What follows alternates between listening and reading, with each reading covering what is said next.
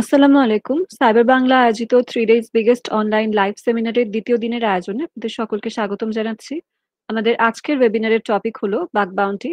আমাদের সাথে স্পিকার হিসেবে আছেন এমডি মাহফুজুর রহমান। এমডি মাহফুজুর রহমান একজন ইন্ডিপেন্ডেন্ট রিসার্চার ও বাগ বাউন্টি হান্টার। আমাদের আজকের সেশনের কমিউনিটি পার্টনার হিসেবে থাকছে ইনফোসেক বিডি। মূল পর্বে যাওয়ার পূর্বে আজকের ওয়েবিনারের আয়োজকদের সম্পর্কে না বললেই নয়। সাইবার বাংলা বাংলাদেশের অন্যতম cyber security organization. Cyber security দক্ষ জনগোষ্ঠী গড়ে তোলার লক্ষ্য নিয়ে ২০২০ সালে শুরু হয় সাইবার বাংলার কার্যক্রম। বর্তমানে সাইবার বাংলা সাইবার সিকিউরিটি বিষয়ক ট্রেনিং, সার্ভিস ও সিটিএফ কন্টেস্ট অর্গানাইজ করে থাকে।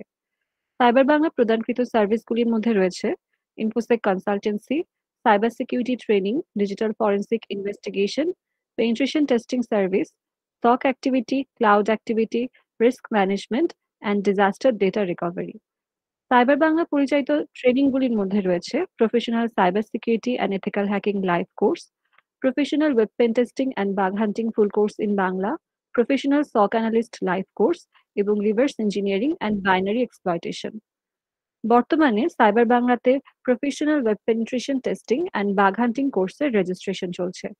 আপনি যদি বাগ হান্টার হতে চান, ওয়েব পেন টেস্টার হিসেবে ক্যারিয়ার গড়তে চান অথবা ফ্রিল্যান্সিং মার্কেট প্লেস যেমন আপওয়ার্ক, ফাইবারে অর্থ উপার্জন করতে চান, তাহলে এই কোর্সটি আপনার জন্য। কোর্সটিতে থাকছে 10টি মডিউলস, 36টিরও বেশি live classes, weekly assignments, professional tools ব্যবহারের সুবিধা সহ পার্সোনাল পাইথন এবং ব্যাশ স্ক্রিপ্ট। এছাড়াও 80% স্কোরারদের জন্য থাকছে 1 মাসের ক্যারিয়ার গাইডলাইনস সহ জব অ্যাটাচমেন্টের সুযোগ। টপ পারফরমার্সদের জন্য থাকছে ইন্ডাস্ট্রিয়াল ভিএপিটি প্রজেক্ট করার সুযোগ। কোর্স অ্যাসেসমেন্টের জন্য থাকছে 2টি সিটিএফ কন্টেস্ট, যেখানে টপ 10 স্কোরার্সদের জন্য থাকছে ইন্ডাস্ট্রিয়াল মিটআপের সুযোগ। কোর্সটির মেইন ইনস্ট্রাক্টর হিসেবে আছেন এমডি ফয়সাল হোসাইন। তাহলে আর দেরি না করে আজই কোর্সটি এনরোল করুন। বিস্তারিত জানতে ভিজিট করুন সাইবার বাংলার অফিসিয়াল ওয়েবসাইটে অথবা যোগাযোগ করুন স্ক্রিনে দেওয়া নাম্বারে। এবারে আমাদের আজকের সেশন বাগ বাউন্টি শুরু করার জন্য অনুরোধ জানাচ্ছি এমডি মাহফুজুর রহমানকে। ধন্যবাদ।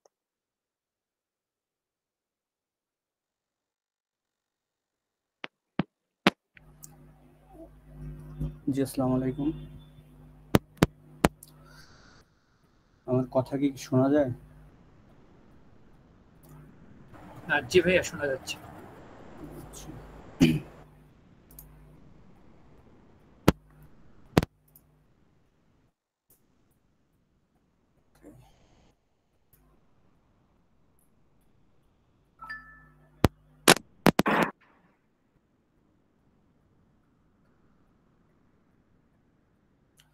একটু সময় দেন, আর 2 মিনিট।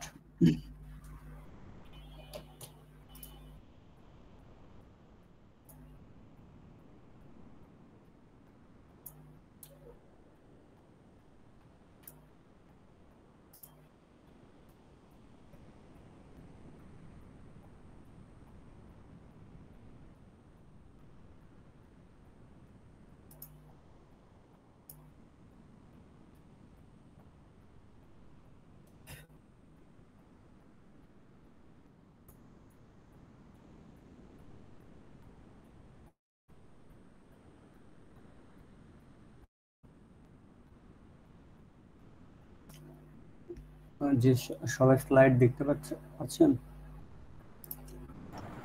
জি ভাইয়া, দেখা যাচ্ছে। ওকে।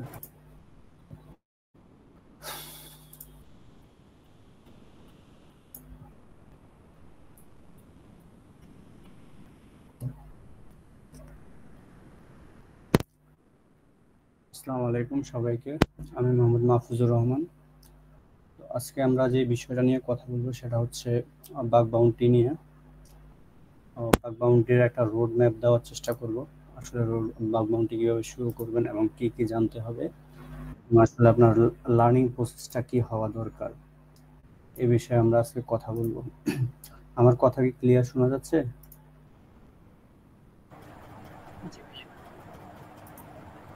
আচ্ছা, কোনো সমস্যা হলে একটু বললেন। হ্যাঁ,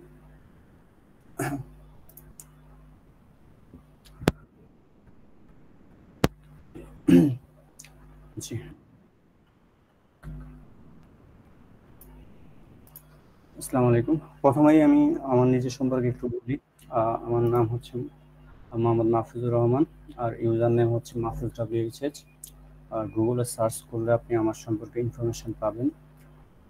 আমি সাধারণত একজন স্টুডেন্ট, ডিপার্টমেন্ট হচ্ছে আমার ইংলিশ, আমি 4th ইয়ারের স্টুডেন্ট। আমার ব্যাকগ্রাউন্ড আসলে হচ্ছে যে CSC না, আমার SSC ছিল হচ্ছে যে সায়েন্স, তারপরে ইন্টারেও সায়েন্স ছিল, বাট অনার্সে গিয়ে আমি আর্টসে একটা সাবজেক্ট ইংলিশ নিয়েছিলাম। আসলে তখন জানতাম না যে আসলে সাইবার সিকিউরিটি বা বাগ বাউন্ডারিতে আসলে কেরিয়ার, যার জন্য আসলে ওই টাইপের কোনো ইয়া ছিল না যে কোন ডিপার্টমেন্টে আসলে অ্যাডমিশন নেব। তো আসলে ইংলিশ আমার ভালো লাগতো, যার কারণে আমি ইংলিশ নিয়েই আমার পড়াশোনা শুরু করছিলাম। বাট ভর্তি হওয়ার পরে হচ্ছে গিয়ে আমি বাগ বাউন্ডারিতে ঢুকেছিলাম আর কি। আমি একজন সিকিউরিটি রিসার্চার, হ্যাকার1 এবং ইন্টিগ্রিটি, এই দুইটা প্ল্যাটফর্মেই হচ্ছে যে আমি কাজ করি।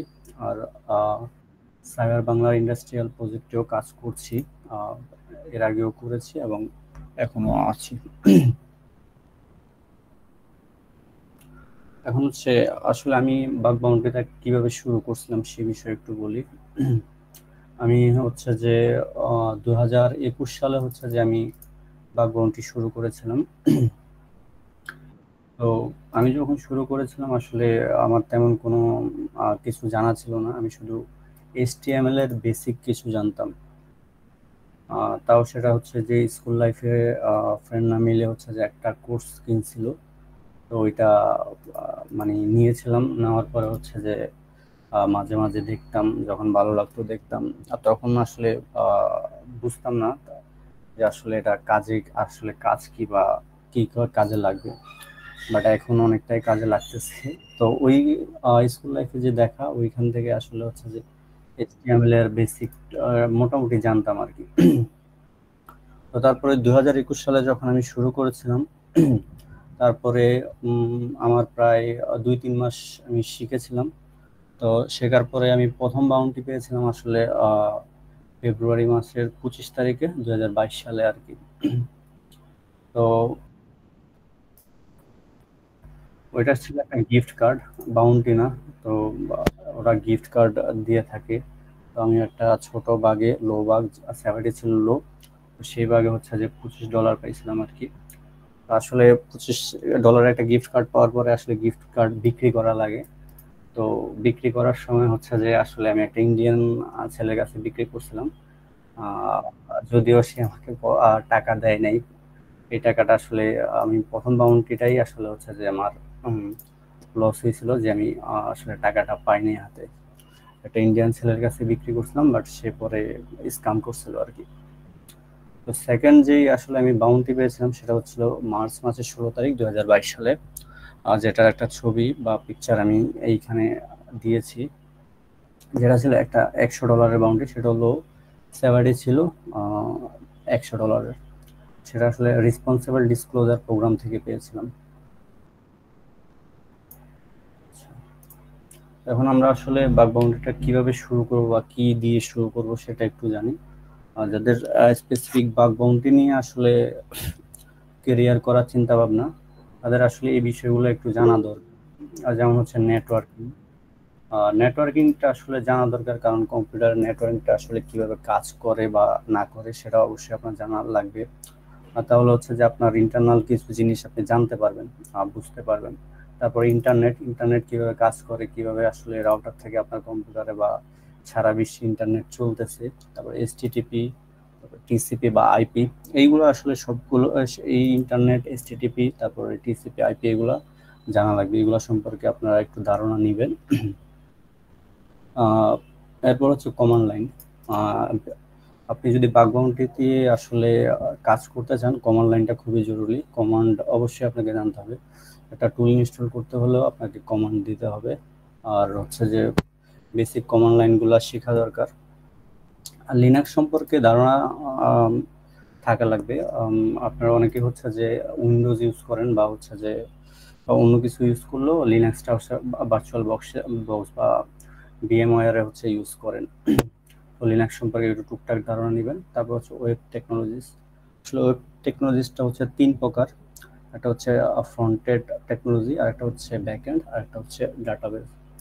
ফ্রন্ট এন্ডের মধ্যে হচ্ছে যে HTML, CSS এই টাইপের গুলা, আর ব্যাক এন্ডের মধ্যে থাকে হচ্ছে যে JavaScript, Python, PHP, node dot JS, flask এইগুলা। আর ডাটাবেস সম্পর্কে হয়তো বা ধারণা আছে। ডাটাবেস হচ্ছে যে MySQL, MariaDB, MongoDB, Oracle, এগুলো হচ্ছে ডাটাবেস। আর এরপরে হচ্ছে যে অ্যাটলিস্ট একটা প্রোগ্রামিং ল্যাঙ্গুয়েজ জানা লাগবে। প্রোগ্রামিং ল্যাঙ্গুয়েজটা হচ্ছে যে যদি নাও জানেন তাতেও সমস্যা নেই, শুধু বেসিকটা যদি জানেন, একটা কোড দেখে যদি আপনি বুঝতে পারেন আসলে এখানে কি বলছে, তো এটাই এনাফ। বাট যদি একটা প্রোগ্রামিং ল্যাঙ্গুয়েজ জানেন, সেটা আপনার জন্য একটা প্লাস পয়েন্ট, সেটা অবশ্যই আপনাকে হেল্প করবে। তো একটা প্রোগ্রামিং ল্যাঙ্গুয়েজ যাদের জানা আছে তারা অবশ্যই হচ্ছে যে বেনিফিট পাবেন, আর যাদের জানা নেই ট্রাই করবেন হচ্ছে যে শেখার জন্য। বাগ বাউন্ডারি প্র্যাকটিসের পাশাপাশি শিখবেন।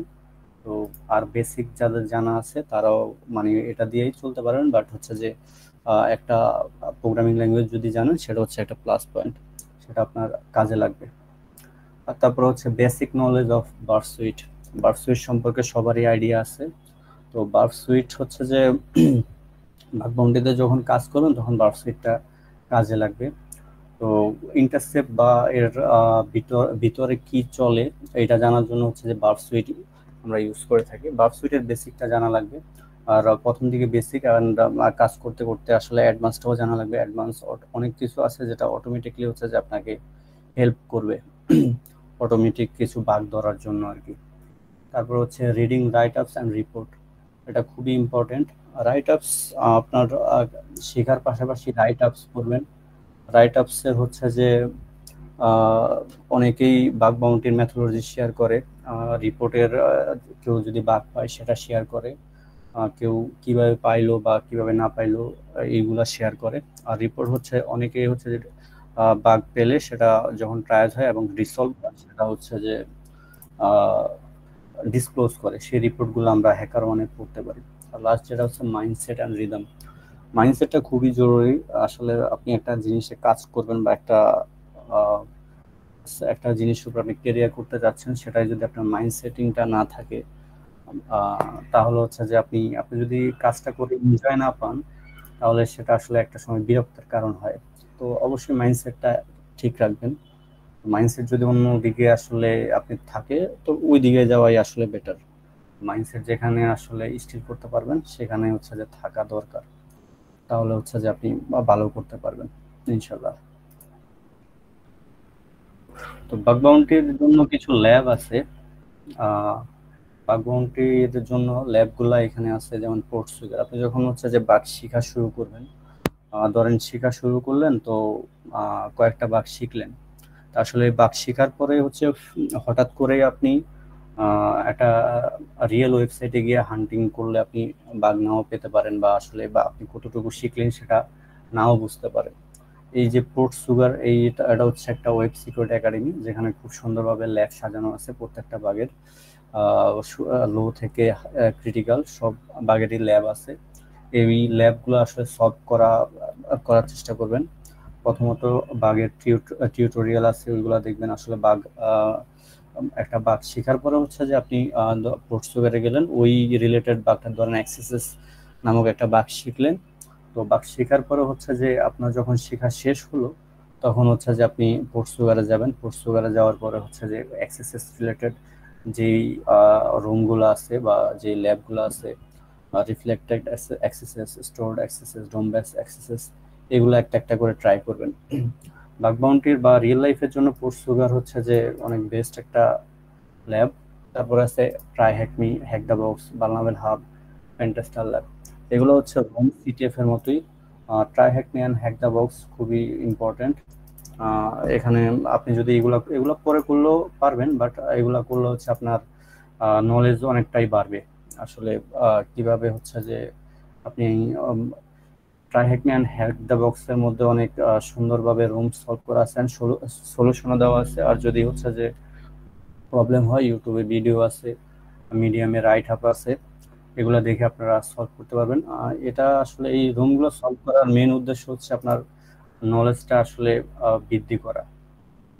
এই রোম যখন সলভ করবেন দেখবেন যে আপনার নলেজটা বৃদ্ধি পাচ্ছে আস্তে আস্তে, আপনি আসলে কাজের একটা মোটিভ পাচ্ছেন।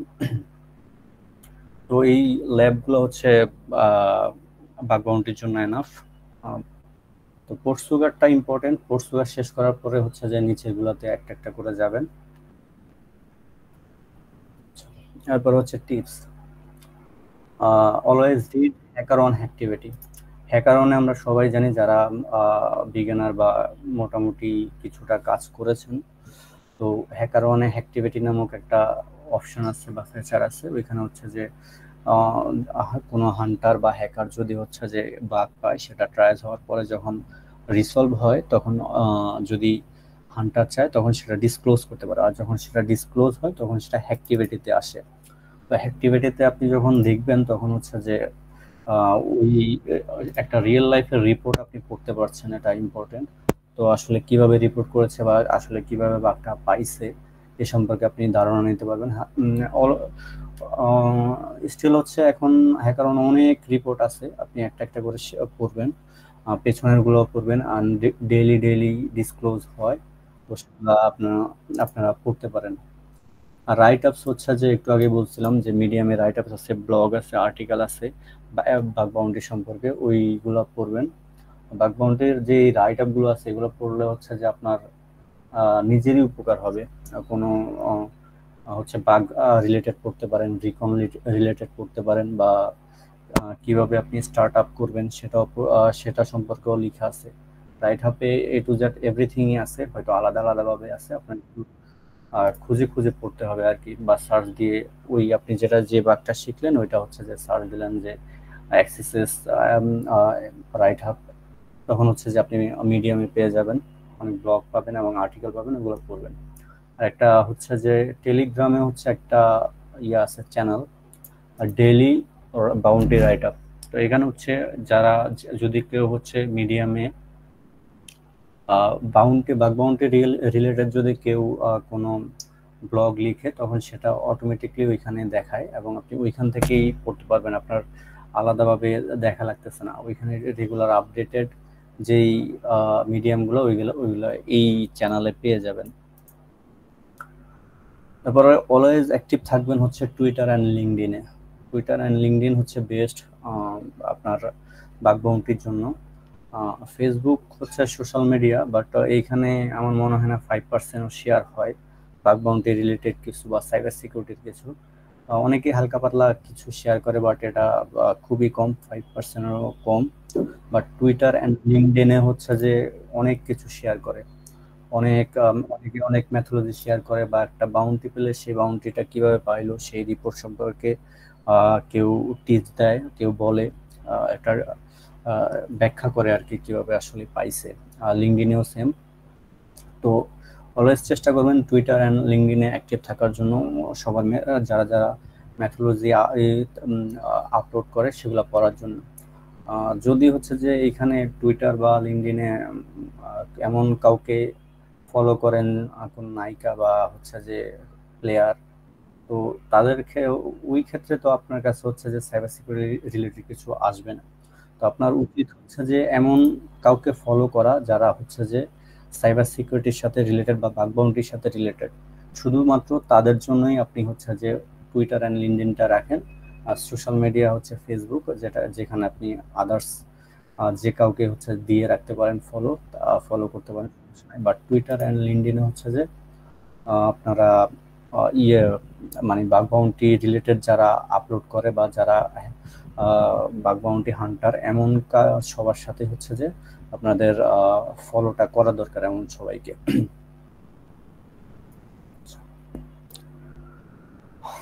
বাগ বাউন্টি প্রোগ্রাম কি? What is a bug bounty program? Bug bounty program আসলে কি? বাগ বাউন্টি প্রোগ্রাম হচ্ছে একটা ওয়েবসাইট বা একটা ওয়েবসাইট প্রোগ্রাম যখন রিলিজ হয় তখন সেখানে অবশ্যই ভালনারেবিলিটি থাকে। তো ভালনারেবিলিটি একটা কোম্পানি অলওয়েজ চায় যে সিকিউর থাকার জন্য, সেজন্য হচ্ছে তারা সবসময়ই চায় যে তাদের ওয়েবসাইটে কোনো ত্রুটি না থাকুক বা বাগ না থাকুক। অবশ্যই যদি বাগ থাকে তখন হচ্ছে যে তাদের রেপুটেশন লস হয়। ইউজারের ইনফরমেশন লিক হলে অবশ্যই মানে ওয়েবসাইটেরই ক্ষতি বা প্রোগ্রামেরই ক্ষতি। তো প্রত্যেকটা ওয়েবসাইটই চায় যে তাদের নিরাপত্তার কথা চিন্তা করে তারা হচ্ছে যে একটা বাগ বাউন্টি পলিসি নামক একটা অপশন রাখে, যেখানে হচ্ছে যে আপনার তাদের একটা ইমেল থাকে, তো সেখানে হচ্ছে যে আপনারা রিপোর্ট করতে পারেন, একটা পলিসি দেওয়া থাকে। আর যদি থার্ড পার্টি প্ল্যাটফর্ম যেমন হচ্ছে যে হ্যাকারওয়ান আছে বা ক্রাউড আছে, ইন্ট্রিগেটি আছে, এগুলো হচ্ছে থার্ড পার্টি একটা ওয়েবসাইট, যেখানে হচ্ছে বিভিন্ন প্রোগ্রাম তাদের প্রোগ্রামটা রিলিজ করে, পাবলিকলি রিলিজ করে, সেখানে হচ্ছে যে হান্টিং করে আপনার সেখানে হচ্ছে যে বাগ রিপোর্ট করতে পারেন। তো বাগ বাউন্টি প্রোগ্রাম আসলে দুই প্রকার, একটা হচ্ছে যে পাবলিক অ্যান্ড প্রাইভেট।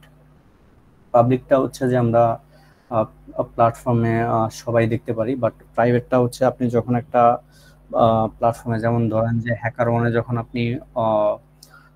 ওয়ানে আপনি যখন একটা বাগ ট্রায়ালস হলো, তখন কিন্তু আপনি রেপুটেশন পাবেন। তো রেপুটেশন পাওয়ার পরে হচ্ছে যে আপনাকে একটা একটা করে প্রাইভেট ইনভিটেশন আসা শুরু করবে। আমি যখন হচ্ছে যে প্রথম হ্যাকার ওয়ানে আমার বাগ ট্রায়ালস হয়, তো আমার প্রাইভেট ইনভিটেশন আসছিল হচ্ছে যে প্রায় 61টা।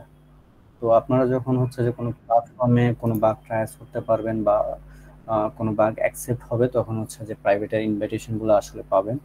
তো কোনো রেপুটেশন ছাড়া আসলে মানে প্রাইভেট প্রোগ্রামে ইনভিটেশনটা পাওয়া যায় না। তো যার রেপুটেশন আসলে যত ভালো, সে তত ভালো প্রোগ্রাম পায়, তত নিউ প্রোগ্রাম পায়। ওল্ড প্রোগ্রামে আসলে বাগ পাওয়াটা টাফ। তো সেজন্যই রেপুটেশনটা হচ্ছে যে এসব প্ল্যাটফর্মে একটু ম্যাটার করে। প্রোগ্রাম টাইপ আসলে 4 ধরনের হয়ে থাকে প্রোগ্রাম টাইপগুলো: BDP, RDP, BBP and BRP. BDP হচ্ছে ভালনারেবিলিটি ডিসক্লোজার প্রোগ্রাম, যেটাতে হচ্ছে যে আপনি বাগ রিপোর্ট করলে সেখানে আসলে কোনো হচ্ছে যে বাউন্টি দেয় না, শুধু হচ্ছে যে হয়তো কখনো কখনো বোনাস দেয় বা সোয়াগ দিতে পারে, বাট বাকি তিনটাতেই হচ্ছে যে বাউন্টি দেয়। আরডিপিতে বাগ বাউন্টি প্রোগ্রামে এইসবগুলোতেই হচ্ছে যে ইয়া দিয়ে থাকে আর কি, বাউন্টি দিয়ে দেওয়া হয়। শুধুমাত্র বিডিপিতে হচ্ছে যে বাউন্টি দেওয়া হয় না। How to choose a target. আসলে আমরা বাগ বাউন্টি শুরু করার ক্ষেত্রে মানে একটা টার্গেট কিভাবে চুজ করবো বা কোথায় থেকে শুরু করব। আপনি প্রথমত হান্টিং শুরু করার জন্য রেসপন্সিবল ডিসক্লোজার প্রোগ্রামগুলো দেখতে পারেন, যেটা গুগল ডর্কিং করে পাওয়া যায়। একটা ডর্ক লিস্ট আছে গিটহাবে, এই ডর্ক লিস্টে অনেকগুলা ডর্ক আছে যেগুলা দিয়ে আপনারা হচ্ছে যে বিভিন্ন প্রোগ্রাম পাবেন, যেগুলো হচ্ছে যে কোনো প্ল্যাটফর্মের না, বাট হচ্ছে যে গুগল ডকিং করে পাওয়া যায় রেসপন্সিবল ডিসক্লোজার প্রোগ্রাম। আপনি যখন হচ্ছে যে শুরু করবেন, আপনি একজন বিগিনার হিসেবে যখন আপনি শুরু করতেছেন, তখন হচ্ছে যে আপনি যদি হুট করেই একটা প্ল্যাটফর্মে যান, একটা পাবলিক প্রোগ্রাম হচ্ছে যে আপনি ধরেন যে এখানে আপনি হান্টিং করতে চাচ্ছেন, তো সেখানে দেখবেন যে অলরেডি 500-600 বাগ রিপোর্ট করা হয়ে গেছে। তো সেখানে আপনার বাগ পাওয়াটা খুবই টাফ। তো এবং এত এত প্রো হান্টারের মাঝখানে আপনি বাগ পাবেন, এটা একটু টাফ অবশ্যই। সেজন্য আসলে আপনি যখন হচ্ছে যে যদি বিগিনার লেভেলে থাকেন বা বাগ শিখেছেন, তখন আপনার উচিত হচ্ছে যে রেসপন্সিবল ডিসক্লোজার প্রোগ্রামগুলা তে হান্ট করা। এগুলাতে হান্ট করলে আপনি এগুলা যখন আপনি একটা প্রোগ্রাম পাবেন, এখানে বাগ পাওয়াটা তুলনামূলক অনেক ইজি হয়। একটা প্ল্যাটফর্মের পাবলিক প্রোগ্রাম থেকে এগুলাতে বাগ পাওয়াটা অনেক ইজি। তো এইখানে হচ্ছে যে একটা ডর্ক লিস্ট আছে, এই ডর্ক লিস্টটাতে যখন দেখবেন ওইখানে ওই ডর্ক লিস্টটা লাস্ট আপডেট করা হয়েছিল গত বছরে। তো 1 বছর বা এটা অনেক বছর ধরে আছে, তো হয়তো আপডেট করা হয়েছে।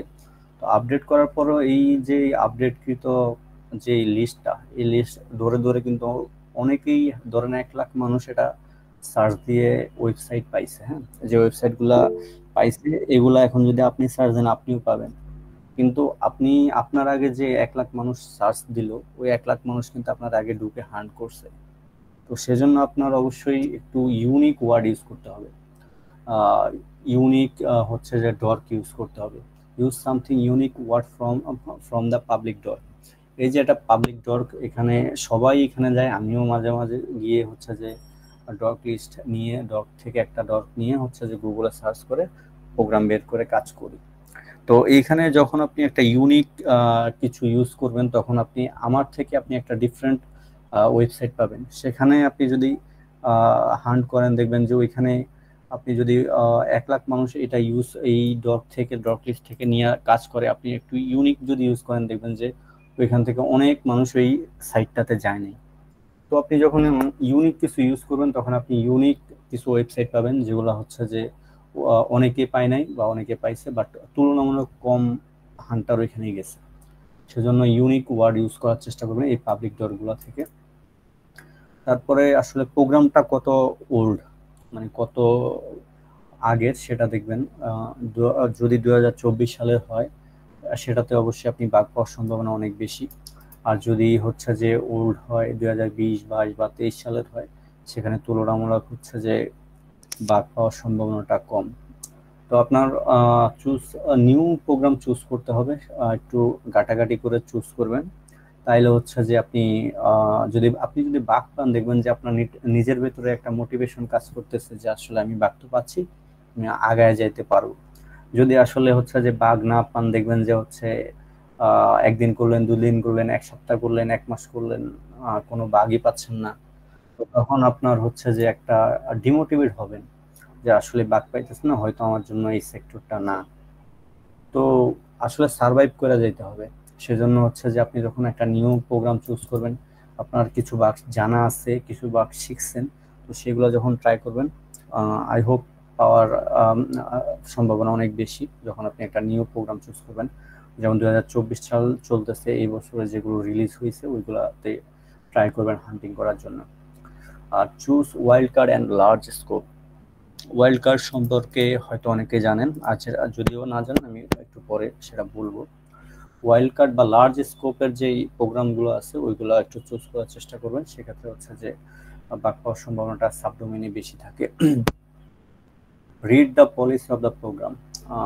পলিসি পড়াটা খুবই ইম্পর্টেন্ট। আপনি হচ্ছে যে একটা প্রোগ্রামে হান্টিং করতেছেন, তো হান্টিং করার সময় আপনি পলিসি না পড়ে আন্দাজে হচ্ছে যে হান্টিং করলেন, এখন একটা বাগ পাইলেন, দেখলেন যে পরে ওইটা স্কোপ করে দেখলেন যে ওইটা আউট অফ স্কোপে, শুধু শুধু আপনার হচ্ছে যে সময় বৃথা গেল।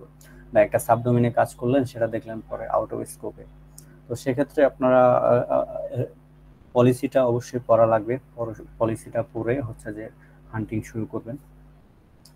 Check scope and out of scope.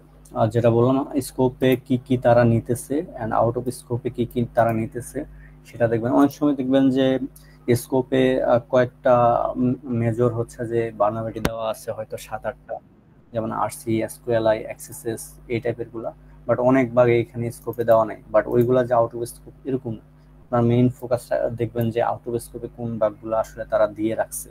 তো আউট অফ স্কোপে যে বাগগুলো দেওয়া আছে ওইগুলা হচ্ছে যে অ্যাভয়েড করার চেষ্টা করবেন, ওইগুলা ফোকাস দিবেন না।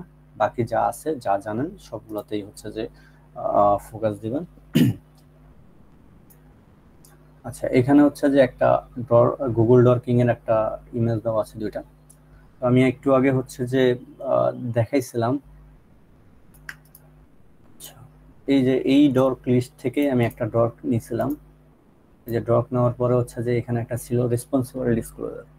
আমি যখন এটা সার্চ দিলাম আমি দেখলাম যে এই প্রোগ্রামগুলো আমি পাইলাম। হ্যাঁ, এই প্রোগ্রামগুলো পাইলাম, এটা হচ্ছে যে আমি পাবলিক ডর্ক থেকে নিয়েছিলাম।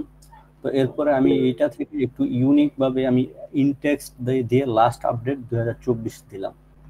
মানে আমি একটু ইউনিক ওয়ার্ড ইউজ করছি, যেটা আমি এখানে বলছিলাম যে something unique word use in public dork. তো যখন আমি এটা ইউজ করছি তখন এইখান থেকে কিন্তু এই ছবিতে দেখবেন যে ডিফারেন্ট, এখানে যা আছে এখানে তা নাই। এখানে যদি আপনি দেখেন, আমি এখানে মার্ক করে দিছি যেগুলো হচ্ছে যে আপডেট করা হয়েছিল 2024 সালে। এটা প্রথমটা হচ্ছে যে 3 ফেব্রুয়ারি 2024 সালে আপডেট করা হয়েছিল। এটাও আপডেট করা হয়েছে 2024 সালে, এই যে এটাও আপডেট করা হয়েছিল 2024 সালে। তো একটু যদি ইউনিক কিছু আপনারা গুগল ডরকিং ইউনিক কিছু ওয়ার্ড ইউজ করে করেন, তাহলে হচ্ছে যে অন্যদের থেকে ডিফারেন্ট কিছু প্রোগ্রাম পাবেন যেগুলো হচ্ছে যে আপনার কাজে দিবে এবং আপনি হান্টিং করলে সেখানে বাগ পাওয়ার সম্ভাবনাটা বেশি। তুলনামূলক এই যে পাবলিক ডরটা আছে এইখান থেকে এই প্রোগ্রামগুলোতে অনেকেই ঢুকে নাই। এই জন্য আসলে ইউনিক ওয়ার্ড ইউজ করা বা ইউনিক একটা গুগল ডরকিং ইউজ করা ইম্পর্টেন্ট। আচ্ছা, এখন আসি স্কোপ সম্পর্কে। সিঙ্গেল স্কোপ আর হচ্ছে ওয়াইল্ড কার্ড স্কোপ। সিঙ্গেল স্কোপের মধ্যে হচ্ছে ধরেন যে একটা সাইট target.com, and সেকেন্ড হচ্ছে যে app.target.com, and থার্ড হচ্ছে admin.target.com। তাদের ইন স্কোপে এই তিনটা হচ্ছে যে ডোমেন দেওয়া আছে, একটা ডোমেন আর দুইটা হচ্ছে সাবডোমেন। এর মানে হচ্ছে এই শুধু আপনি এই তিনটাতেই হান্টিং করতে পারবেন, এর বাইরে আপনি যত সাবডোমেন আছে ওইগুলোতে আপনি হান্টিং করতে পারবেন না। এগুলোকে বলা হয় সিঙ্গেল স্কোপ। প্রত্যেকটাই সিঙ্গেল ভাবে আপনি কাজ করবেন।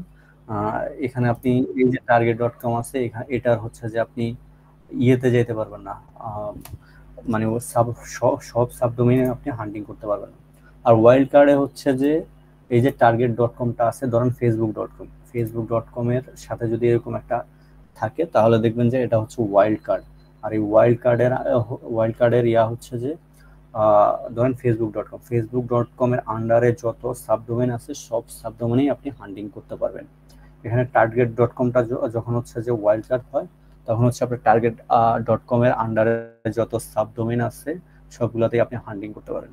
অনেক সময় পলিসিতে দেখবেন যে এরকম দেওয়া আছে, এরকম দেওয়া থাকার পরেও হচ্ছে যে নিচেতে আবার কিছু সাবডোমেন দেওয়া আছে যেগুলো হচ্ছে আউট অফ স্কোপ। সো ওইগুলোর দিকেও খেয়াল রাখবেন যে একটা ওয়াইল্ড কার্ড থাকলে যে আবার তারা আউট অফ স্কোপে কোনো সাবডোমেন রাখবে না, এরকম হয় না। মানে মাঝে মাঝে দেখবেন যে ওয়াইল্ড কার্ড আছে বাট এর নিচে দেওয়া আছে যে কিছু সাবডোমেন যেগুলো হচ্ছে আউট অফ স্কোপে রাখছে তারা, তো ওইগুলোতেও হান্টিং করা যাবে না।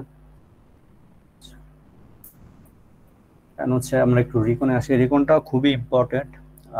রিকনটা যে যত ভালো পারে তার জন্য বাগ পাওয়ার সম্ভাবনাটা অনেক অনেক বেশি। রিকনেই ফোকাসটা অনেকেই সবচেয়ে বেশি দেয়। রিকন দিয়ে হচ্ছে অনেকে অনেক বাগ পায়। সেন্সিটিভ ইনফরমেশন ডিসক্লোজ আসলে রিকনের মাধ্যমেই পাওয়া যায়।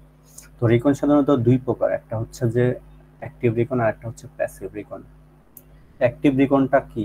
অ্যাক্টিভ রিকন হচ্ছে যে আপনি একটা টার্গেটে হচ্ছে হান্টিং করতেছেন, আপনি ওই অ্যাক্টিভ রিকনটা হচ্ছে যে আপনার যে ইয়েটা ইউজ করছেন, ওই অ্যাক্টিভ রিকনেসেন্স হচ্ছে যে টার্গেট সাইটের সাথে আপনি সরাসরি হচ্ছে যে ইন্টারেক্টিভ করতেছেন, যে আপনি একটা টার্গেট সাইটকে জিজ্ঞেস করতেছেন যে তোমার কাছে এই সাবডোমেনটা আছে কিনা, সে বলতেছে হ্যাঁ আছে।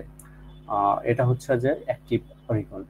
যখন আপনি টার্গেটের সাথে সরাসরি হচ্ছে যে ইন্টারেক্টিভ করতেছেন, আপনি সরাসরি তার সাথে যোগাযোগ করে হচ্ছে যে যা কিছু গ্যাদার করতেছেন, যেসব ইনফরমেশন বা সাবডোমেন বা কন্টেন্ট ডিসকভারি, এইগুলো যখন আপনি একটা টার্গেটের সাথে সরাসরি হচ্ছে যে ইন্টারেক্টিভ করে হচ্ছে যে নিবেন, তখন হচ্ছে সেটাকে অ্যাক্টিভ রিকন বলে। প্যাসিভ রিকনটা ঠিক তার উল্টো, যেটা হচ্ছে যে আপনি টার্গেট সাইটকে জানতে দিলেন না যে আপনি তার সম্পর্কে ইনফরমেশন নিতেছেন।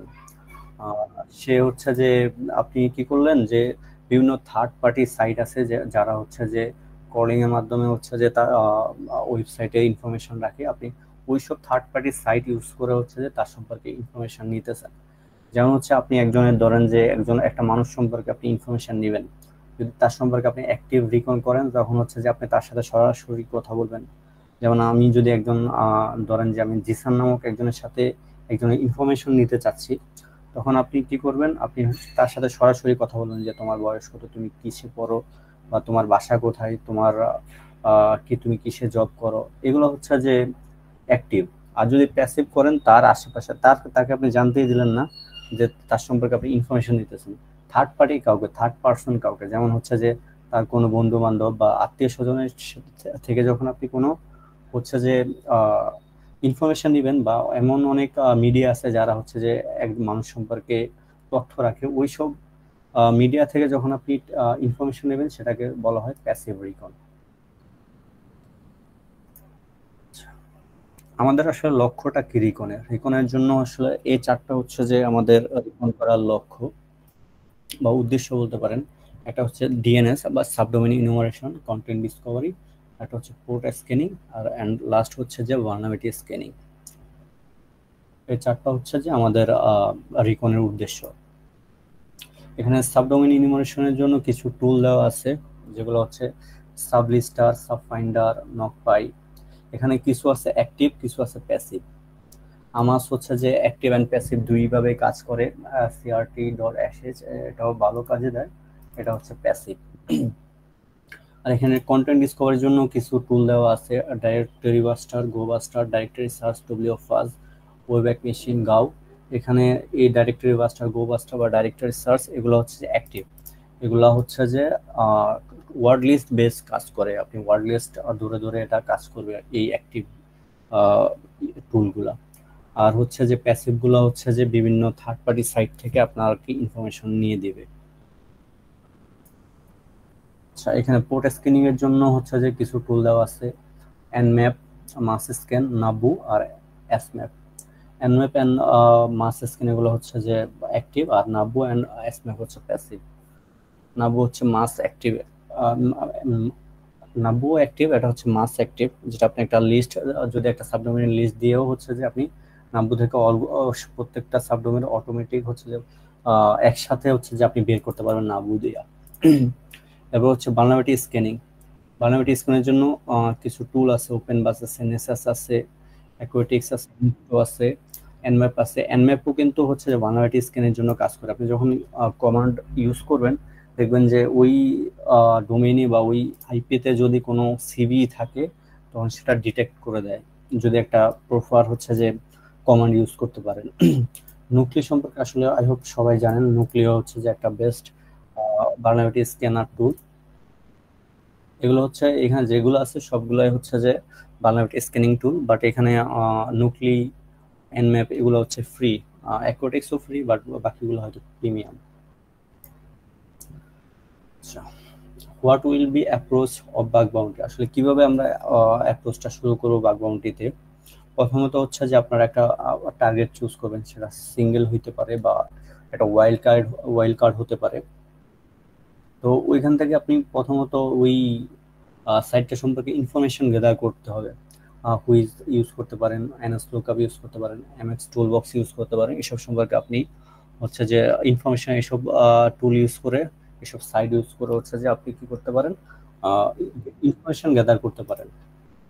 তারপরে হচ্ছে একটা ওয়েব প্লেজার নামক একটা এক্সটেনশন আছে, যেটা খুবই কাজের, যেটা খুবই ভালো লাগে আমার কাছেও, যেটা দিয়ে আপনি এটার মধ্যে আসলে কি কি টেকনোলজি ইউজ করতেছে ওইটা দেখা যায় আর কি।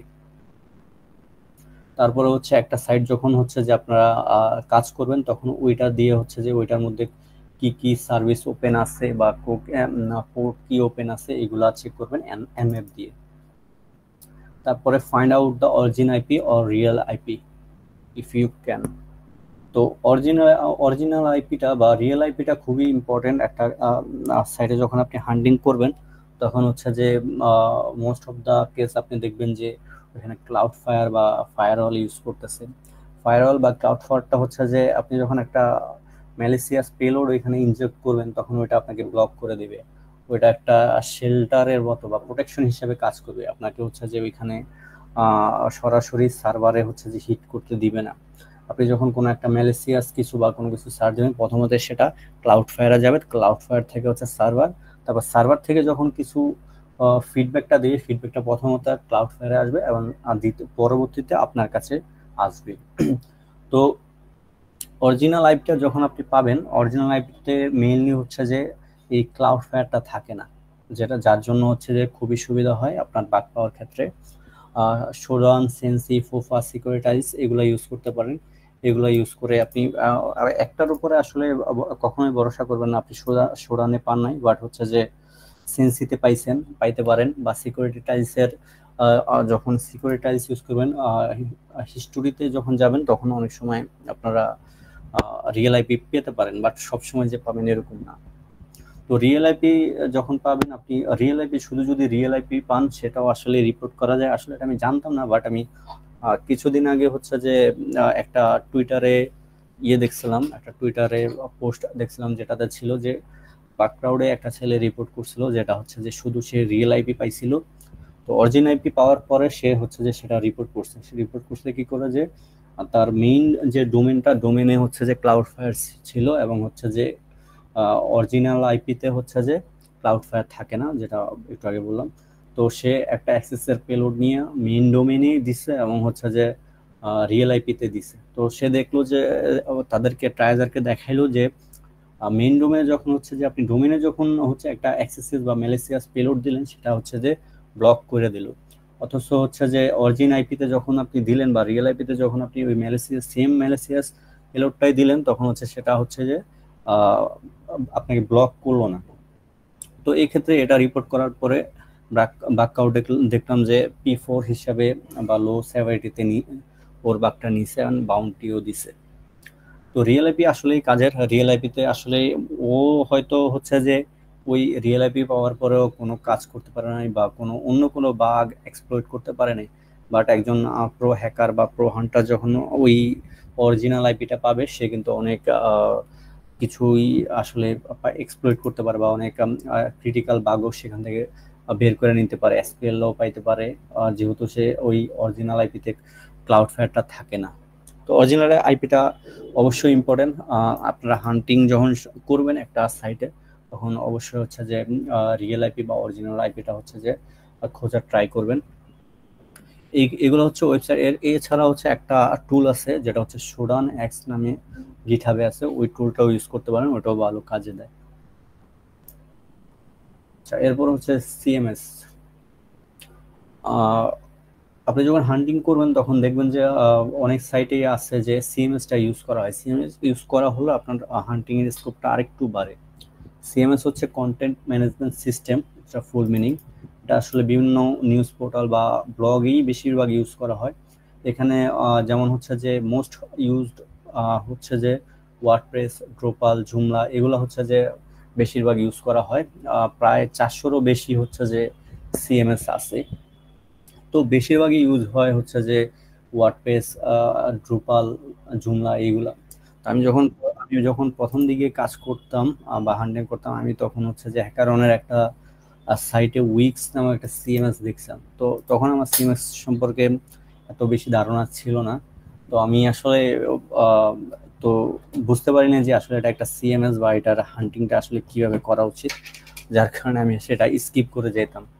বাট ওয়ার্ডপ্রেস সম্পর্কে জানা ছিল, ড্রুপাল সম্পর্কেও জানা ছিল, বাট ওই বাকিগুলো সম্পর্কে জানা ছিল না, যার কারণে আমি ওই সময় হান্টিংটা করতে পারি নাই উইক্সে। বাট প্রত্যেকটারই হচ্ছে যে আপনি টুল পাবেন গিটহাবে, টুল ধরে ধরে কাজ করবেন। অ্যান্ড হচ্ছে যে ইয়াতে অনেক মিডিয়াম পাবেন যে কিভাবে হচ্ছে যে নন ভালনারেবিলিটি গুলা ফাইন্ড করা যায় এই সিএমএস এর মধ্যে। যদি ওয়ার্ডপ্রেস বলেন, এখানে হচ্ছে অনেক টেমপ্লেট, প্লাগইন বা থিম সাজানো থাকে।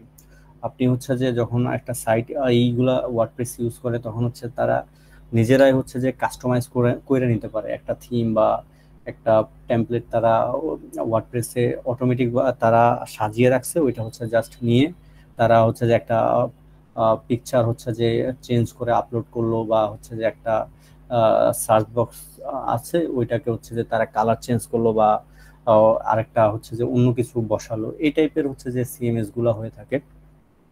তো এগুলো বেশিরভাগ আপনারা যখন হচ্ছে একটা সাইট যদি দেখেন, blog.target.com, এইরকম সাইটগুলোতেই আসলে হচ্ছে যে আপনি দেখবেন সিএমএস গুলো ইউজ করা হয়। আবার নিউজ টাইপের যেগুলো, ওইগুলোতেও ইউজ করা হয়।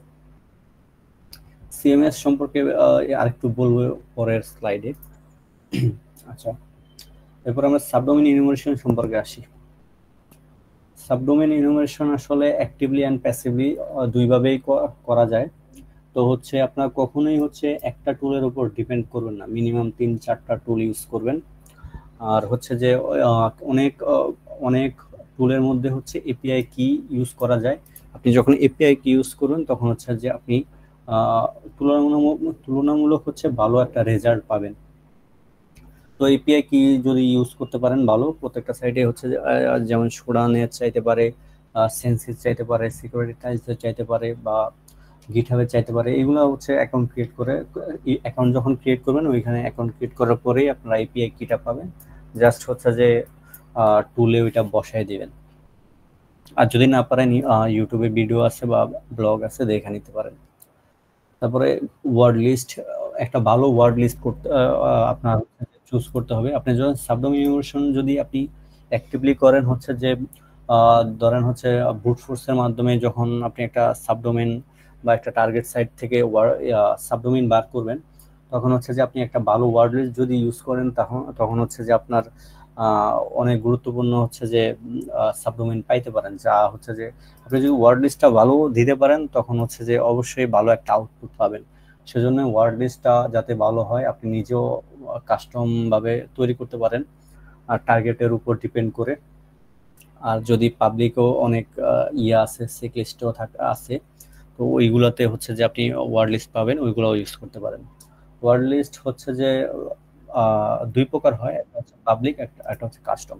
পাবলিকটা হচ্ছে যে আপনি গিটহাবে পাবেন, সবার জন্য অ্যাভেলেবেল, বাট কাস্টম হচ্ছে আপনি নিজে তৈরি করবেন। আপনি যখন হচ্ছে যে বিভিন্ন সোশ্যাল মিডিয়া যেমন হচ্ছে টুইটার অ্যান্ড লিঙ্কডইনে যখন আপনি অলওয়েজ অ্যাক্টিভ থাকবেন, দেখবেন যে অনেকে অনেক মেথোলজি ইউজ করতেছে অ্যান্ড হচ্ছে যে অনেকে অনেক বিভিন্ন বাগ পাইতেছে, বাট কোন ওয়ার্ড লিস্টে বা কোন সাবডোমেইনে পাচ্ছে বা একটা কন্টেন্ট ডিসকভারিতে একটা ইন পয়েন্টে গুরুত্বপূর্ণ একটা সেন্সিটিভ ডাটা পাইছে, তখন আপনি ওইটা নিয়ে আপনার একটা আলাদা কাস্টম ওয়ার্ড লিস্ট তৈরি করতে পারেন। আবার হচ্ছে যে আপনি একটা টার্গেটে যখন কাজ করবেন ওই টার্গেটের উপর বেস করেও আপনি একটা কাস্টম ওয়ার্ড লিস্ট তৈরি করতে পারেন।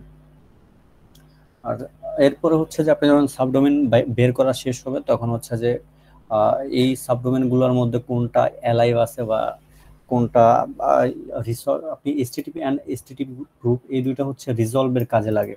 কোন সাবডোমেনগুলো আসলে যখন আপনি সাবডোমেন ফাইন্ড করবেন 3-4টা টুলে দেখবেন যে অনেকগুলো সাবডোমেন পাইছেন, বাট আপনি যখন অ্যালাইভ চেক করবেন দেখবেন যে অনেকটাই কমে গেছে।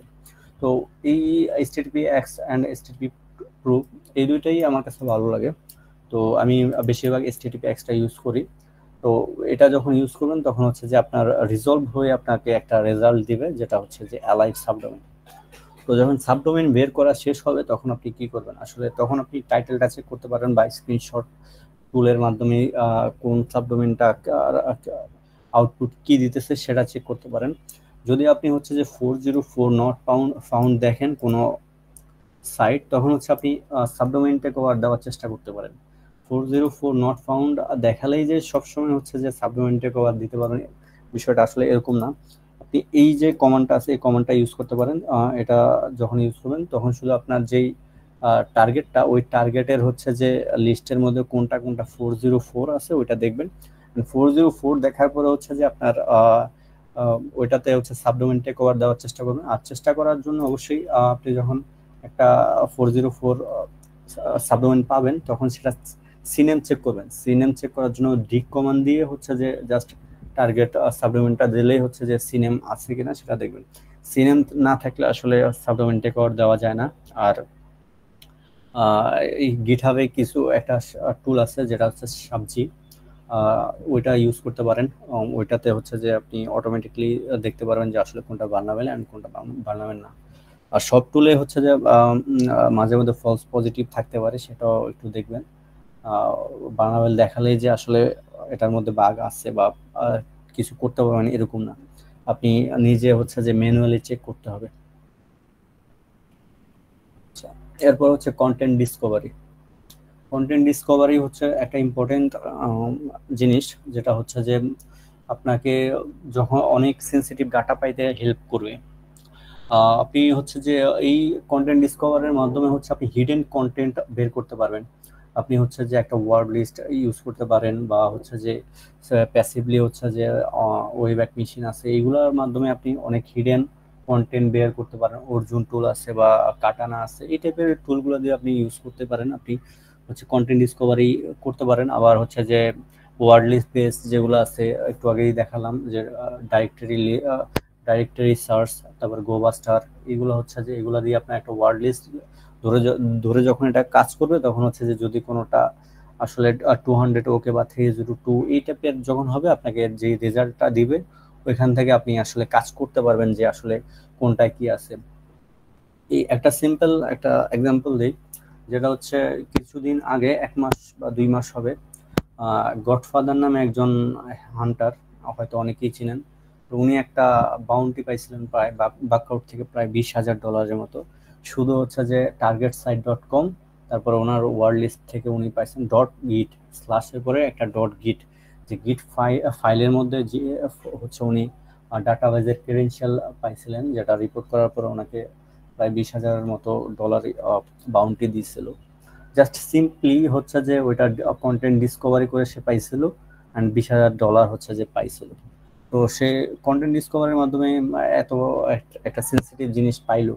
তো আপনিও এরকম পাইতে পারেন যখন আপনি হচ্ছে যে কন্টেন্ট ডিসকভারিটা আসলে সুন্দরভাবে করতে পারবেন, একটা ওয়ার্ড লিস্ট ভালোভাবে আপনি ওয়ার্ড লিস্টে ধরে কাজ করতে পারবেন। তারপরে হচ্ছে যে টেকনিক অফ কন্টেন্ট ডিসকভারি, কি কি টেকনিকে হচ্ছে আপনি কন্টেন্ট ডিসকভারি করতে পারবেন।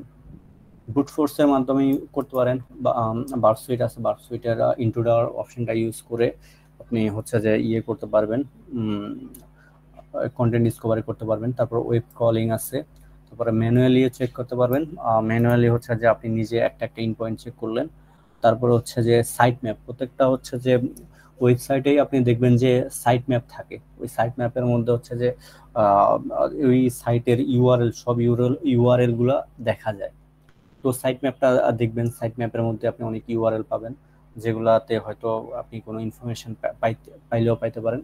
আর robot.txt এই ফাইলটা দেখবেন, এটাতে হয়তো অনেক সময় অনেক সেন্সিটিভ ইন পয়েন্ট থাকে, যেমন হচ্ছে যে /admin বা /admin ড্যাশবোর্ড, এই টাইপের কিছু অনেক সময় আপনি অ্যাক্সেস করতে পারেন, যেটা আপনি robot.txt তে পাইতে পাবেন আর কি।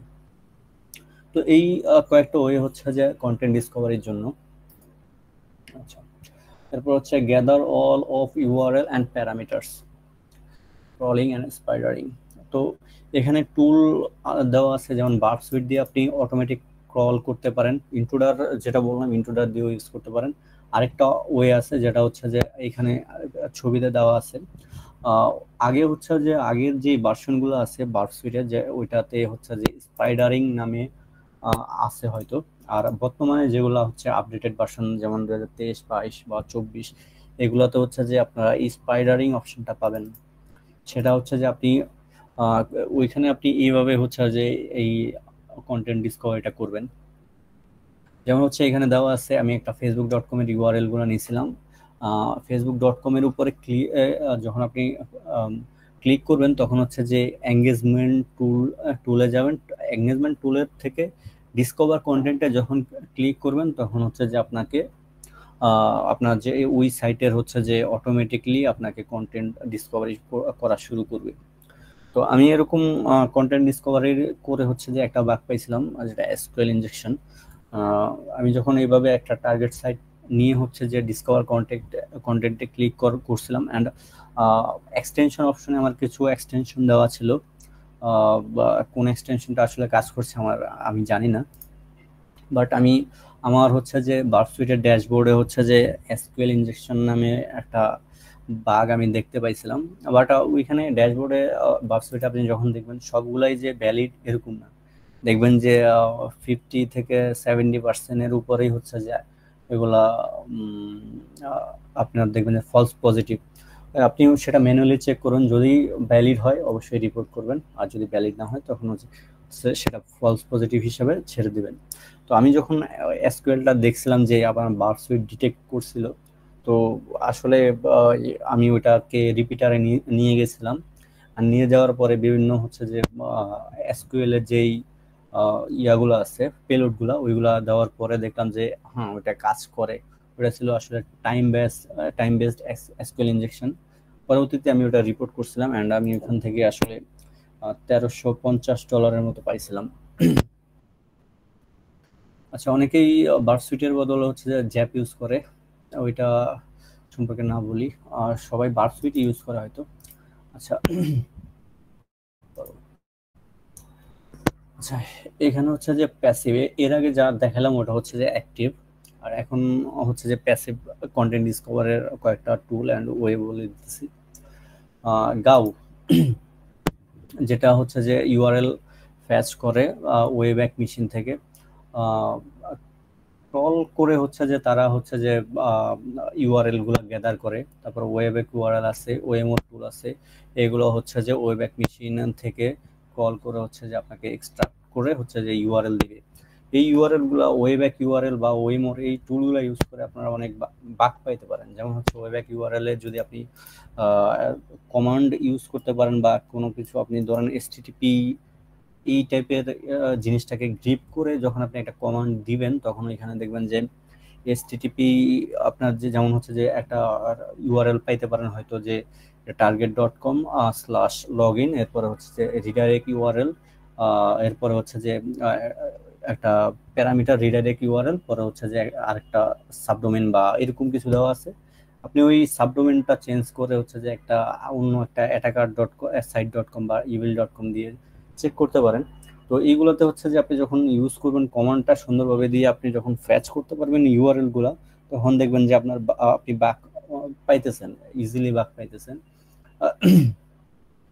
তো আসলে হচ্ছে যে এগুলা ওয়েব অ্যাকুয়ারাল, ওয়েমোর, এগুলাতে আপনি ইউআরএল অ্যান্ড প্যারামিটার এগুলা যখন আপনি প্যাচ করবেন তখন হচ্ছে যে দেখবেন যে আপনি ওখান থেকে অনেক ইনফরমেশন পাইতে পারেন বা সেন্সিটিভ কিছু পাইতে পারেন। অনেক সময় দেখবেন যে ডাইরেক্টরি লিস্টিং পাইতেছেন। তো সেজন্য আসলে কন্টেন্ট ডিসকভারির ক্ষেত্রে হচ্ছে যে আপনার ইউআরএল বা এই জিনিসগুলো ফেচ করে আপনার চেক করতে হবে, একটা একটা করে ম্যানুয়ালি চেক করতে পারেন। বা ওই ওয়েব অ্যাকুয়ারাল থেকে আপনি যখন একটা লিস্ট বের করলেন ইউআরএল এর, ওইটাকে হচ্ছে যে আপনি আরেকটা টুল যেমন ইউরো একটা টুল আছে, ওই টুল দিয়ে হচ্ছে যে আপনি ফিল্টার করে আপনি একটা ফাজিং টেমপ্লেটে ছেড়ে দিতে পারেন বা নুক্লি টেমপ্লেটে হচ্ছে যে ছাইড়ে দিতে পারেন। দেখবেন যে অটোমেটিক হচ্ছে যে যদি কোনো বাগ ধরতে পারে সেটা তো ভালো। ট্রাই করবেন, কখন কি আসলে হয়ে যায়, আসলে কোন বাগ আপনার কি পাওয়া যান সেটা তো ঠিক নেই। আচ্ছা, এরপরে source code analysis. Source code আসলে আপনি যখন একটা সাইটে কাজ করবেন সেটাতে আপনার সোর্স কোডটা একটু রিভিউ করবেন। সোর্স কোডে থেকে অনেক সময় অনেক ইনফরমেশন পাইতে পারেন বা অনেক সেন্সিটিভ কিছু পাইতে পারেন, অনেক সময় ক্রিডেনশিয়াল পাই যেতে পারেন। এরকম হয়েছে, অনেক রাইট আপ করছি আমি, যারা হচ্ছে যে সোর্স কোডের মধ্যে হচ্ছে যে কোনো ক্রিডেনশিয়াল পাইছে, ইউজার নেম পাইছে বা পাসওয়ার্ড পাইছে। মোস্ট অফ দ্য কেসে দেখবেন যে গুগল এপিআই কিটা পাওয়া যায়, যেটা হচ্ছে যে এটাও একটা বাগ। গুগল এপিআই কি যদি ভালনারেবল হয় তখন সেটা রিপোর্ট করতে পারেন, বাট প্ল্যাটফর্মে হচ্ছে যে মোস্ট অফ দ্য কেস ওটা P5 হিসেবে ধরে। বাট অনেক সময় এপিআই টোকেন পাইতে পারেন বা অন্য কোনো টোকেন পাইতে পারেন, ক্রেডেনশিয়াল পাওয়া যেতে পারেন। সোর্স কোডটা রিভিউ করবেন, আর জাভাস্ক্রিপ্ট যদি থাকে তখন সেটার মধ্যেও অনেক ইনফরমেশন পাইতে পারেন বা ওইটা রিলেটেড আপনি কোনো হয়তো অন্য কিছু পাইতে পারেন। বা একটা জাভাস্ক্রিপ্ট ফাইল আছে, আমি একটা ভিডিও দেখছিলাম যেখানে হচ্ছে যে উনি একটা প্রিভিলেজ এসকেলেশন বাগ পাইছিল, বাট ওইখানে উনি একটা জাভাস্ক্রিপ্ট ফাইলের মধ্যে হচ্ছে যে এই রোলগুলো দেখতে পাইছে যে আসলে কি কি রোল আছে। একটা অ্যাডমিনের রোল আছে বা ওনারের রোল আছে বা কাস্টমার বা ভিউয়ার, এডিটর, এই টাইপের রোলগুলো সে জাভাস্ক্রিপ্টে পাইছিল, যেটা হচ্ছে যে তিনি আসলে ম্যানুয়ালি আসলে পান নাই, যেটা একটা জাভাস্ক্রিপ্ট কোড রিভিউ করার পরে পাইছিলেন। তো সোর্স কোডটা রিভিউ করাও ইম্পর্টেন্ট। সোর্স কোডটা দেখবেন, একটা সাইটে যাওয়ার পরে হচ্ছে যে কন্ট্রোল ইউ দিলে সোর্স কোড দেখতে পারবেন, ওইখানটা একটু চোখ বুলাবেন আর কি। এরপরে আসি নুক্লিতে। নুক্লি টুল সম্পর্কে আসলে আই হোপ সবাই জানেন। নুক্লি একটা হচ্ছে ভালনারেবিলিটি স্ক্যানার টুল, একটা ওপেন সোর্স, একটা fast detection and exploitable security issue. Vulnerability scanner হিসেবে ধরা হয় এটাকে। এটা হচ্ছে টেমপ্লেট বেস কাজ করে, এটাতে শুধু ওয়াইএমএল বেস যে টেমপ্লেটগুলো আছে ওইগুলাই হচ্ছে যে কাজ করে, অন্য কোনো টেমপ্লেট বা এক্সটেনশন টাইপের অন্য কিছু ইউজ করা যায় না বা ওইটা কাজ করে না। তো আপনি হচ্ছে যে গিটহাবে অনেক টুল নুক্লি টেমপ্লেট আছে যেটা পাবলিক করা আছে, যেটা সবাই কম বেশি ইউজ করে। তো আপনি ট্রাই করবেন যে একটা কাস্টম টেমপ্লেট ইউজ করার বা কাস্টম টেমপ্লেট বানানোর জন্য অবশ্যই ওয়াইএমএল এর যে কোডিংটা বা ওয়াইএমএল প্রোগ্রামিংটা শেখা লাগবে, যেটা খুব বেশি কঠিন না। আপনি যদি একটা নুক্লি টেমপ্লেট দেখেন, ওইটা দেখবেন যে খুব বেশি হার্ড ভাবে লেখা না, ইজি একটা প্লেন টেক্সট টাইপের। ওইটা আপনি চাইলে হয়তো বেশি দিন টাইমও লাগবে না, শিখতে পারবেন। তো আপনি কাস্টম টেমপ্লেট আসলে কি কাজে দেয়? আসলে পাবলিক টেমপ্লেট যেমন হচ্ছে, আমি এখানে একটা ইমেজে আপনি দেখতে পাচ্ছেন আমি একটা সাবডোমেনের লিস্ট নিয়ে হচ্ছে যে নুক্লি টেমপ্লেটে দিছি। এই নুক্লি টেমপ্লেটটা হচ্ছে যে গিটহাবে যেটা পাবলিক।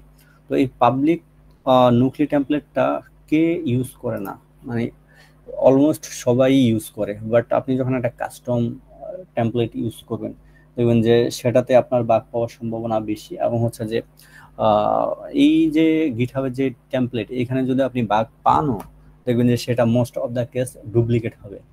বাট আপনি যদি নিজের কাস্টম টেমপ্লেটে আপনি হচ্ছে যে বাগ পান, সেটাতে ডুপ্লিকেট হওয়ার চান্স অনেক কম। কাস্টম টেমপ্লেট আপনারা চ্যাট জিপিটি ইউজ করেও পাইতে পারেন, চ্যাট জিপিটি ইউজ করে চ্যাট জিপিটি থেকেও নিতে পারেন। চ্যাট জিপিটিতে যদি বলেন যে কাস্টম একটা, আপনি যদি একটু ডিসক্রিপশন করে বলেন যে এই টাইপের একটা টেমপ্লেট মেক করে দিতে, হয়তো চ্যাট জিপিটি দিবে। আচ্ছা, এখানে যেটা আছে এই নুক্লি দিয়ে হচ্ছে যে আমি একটা আমার একটা টার্গেট সাইট আমি হচ্ছে যে স্ক্যানিং এ ফালাইছিলাম, যেটা হচ্ছে যে আপনারা হচ্ছে প্রথমত সাবডোমেইনটা বের করবেন, তারপরে ওইটা HTTPS দিয়ে হচ্ছে রিসলভ করবেন, তারপরে হচ্ছে যে এইভাবে নুক্লিতে দিতে পারেন যদি অটোমেটিক কোনো বাগ পান আর কি। এছাড়াও এখানে যেমন আমি বললাম যে প্রথমে আমি সাবডোমেইন বের করছি, তারপর হচ্ছে ওটা রিসলভ করার জন্য HTTPS ইউজ করি, তারপর হচ্ছে যে এই নুক্লিতে দিছি।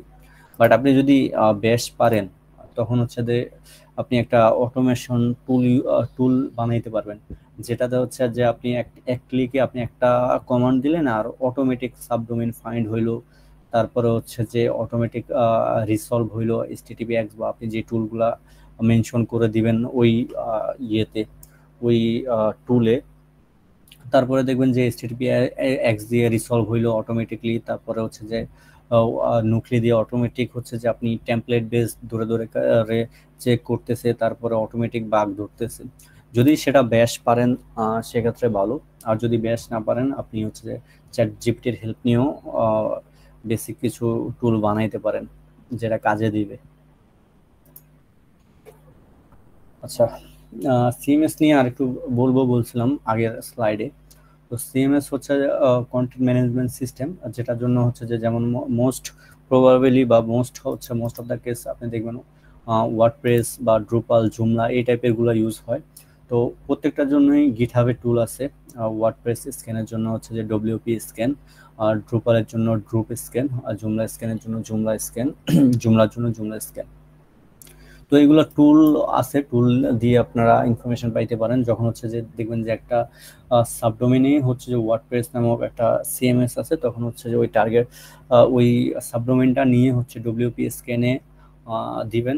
অবশ্যই হচ্ছে যে এপিআই টোকেনটা ইউজ করার চেষ্টা করবেন। এপিআই ডব্লিউপি স্ক্যানে যখন আপনি যাবেন তখন ওইখানে অ্যাকাউন্ট ক্রিয়েট করলে এপিআই টোকেনটা পাবেন। তো এপিআই টোকেনটা যখন ইউজ করবেন আপনার হচ্ছে যে একটা ভালো আউটপুট পাবেন।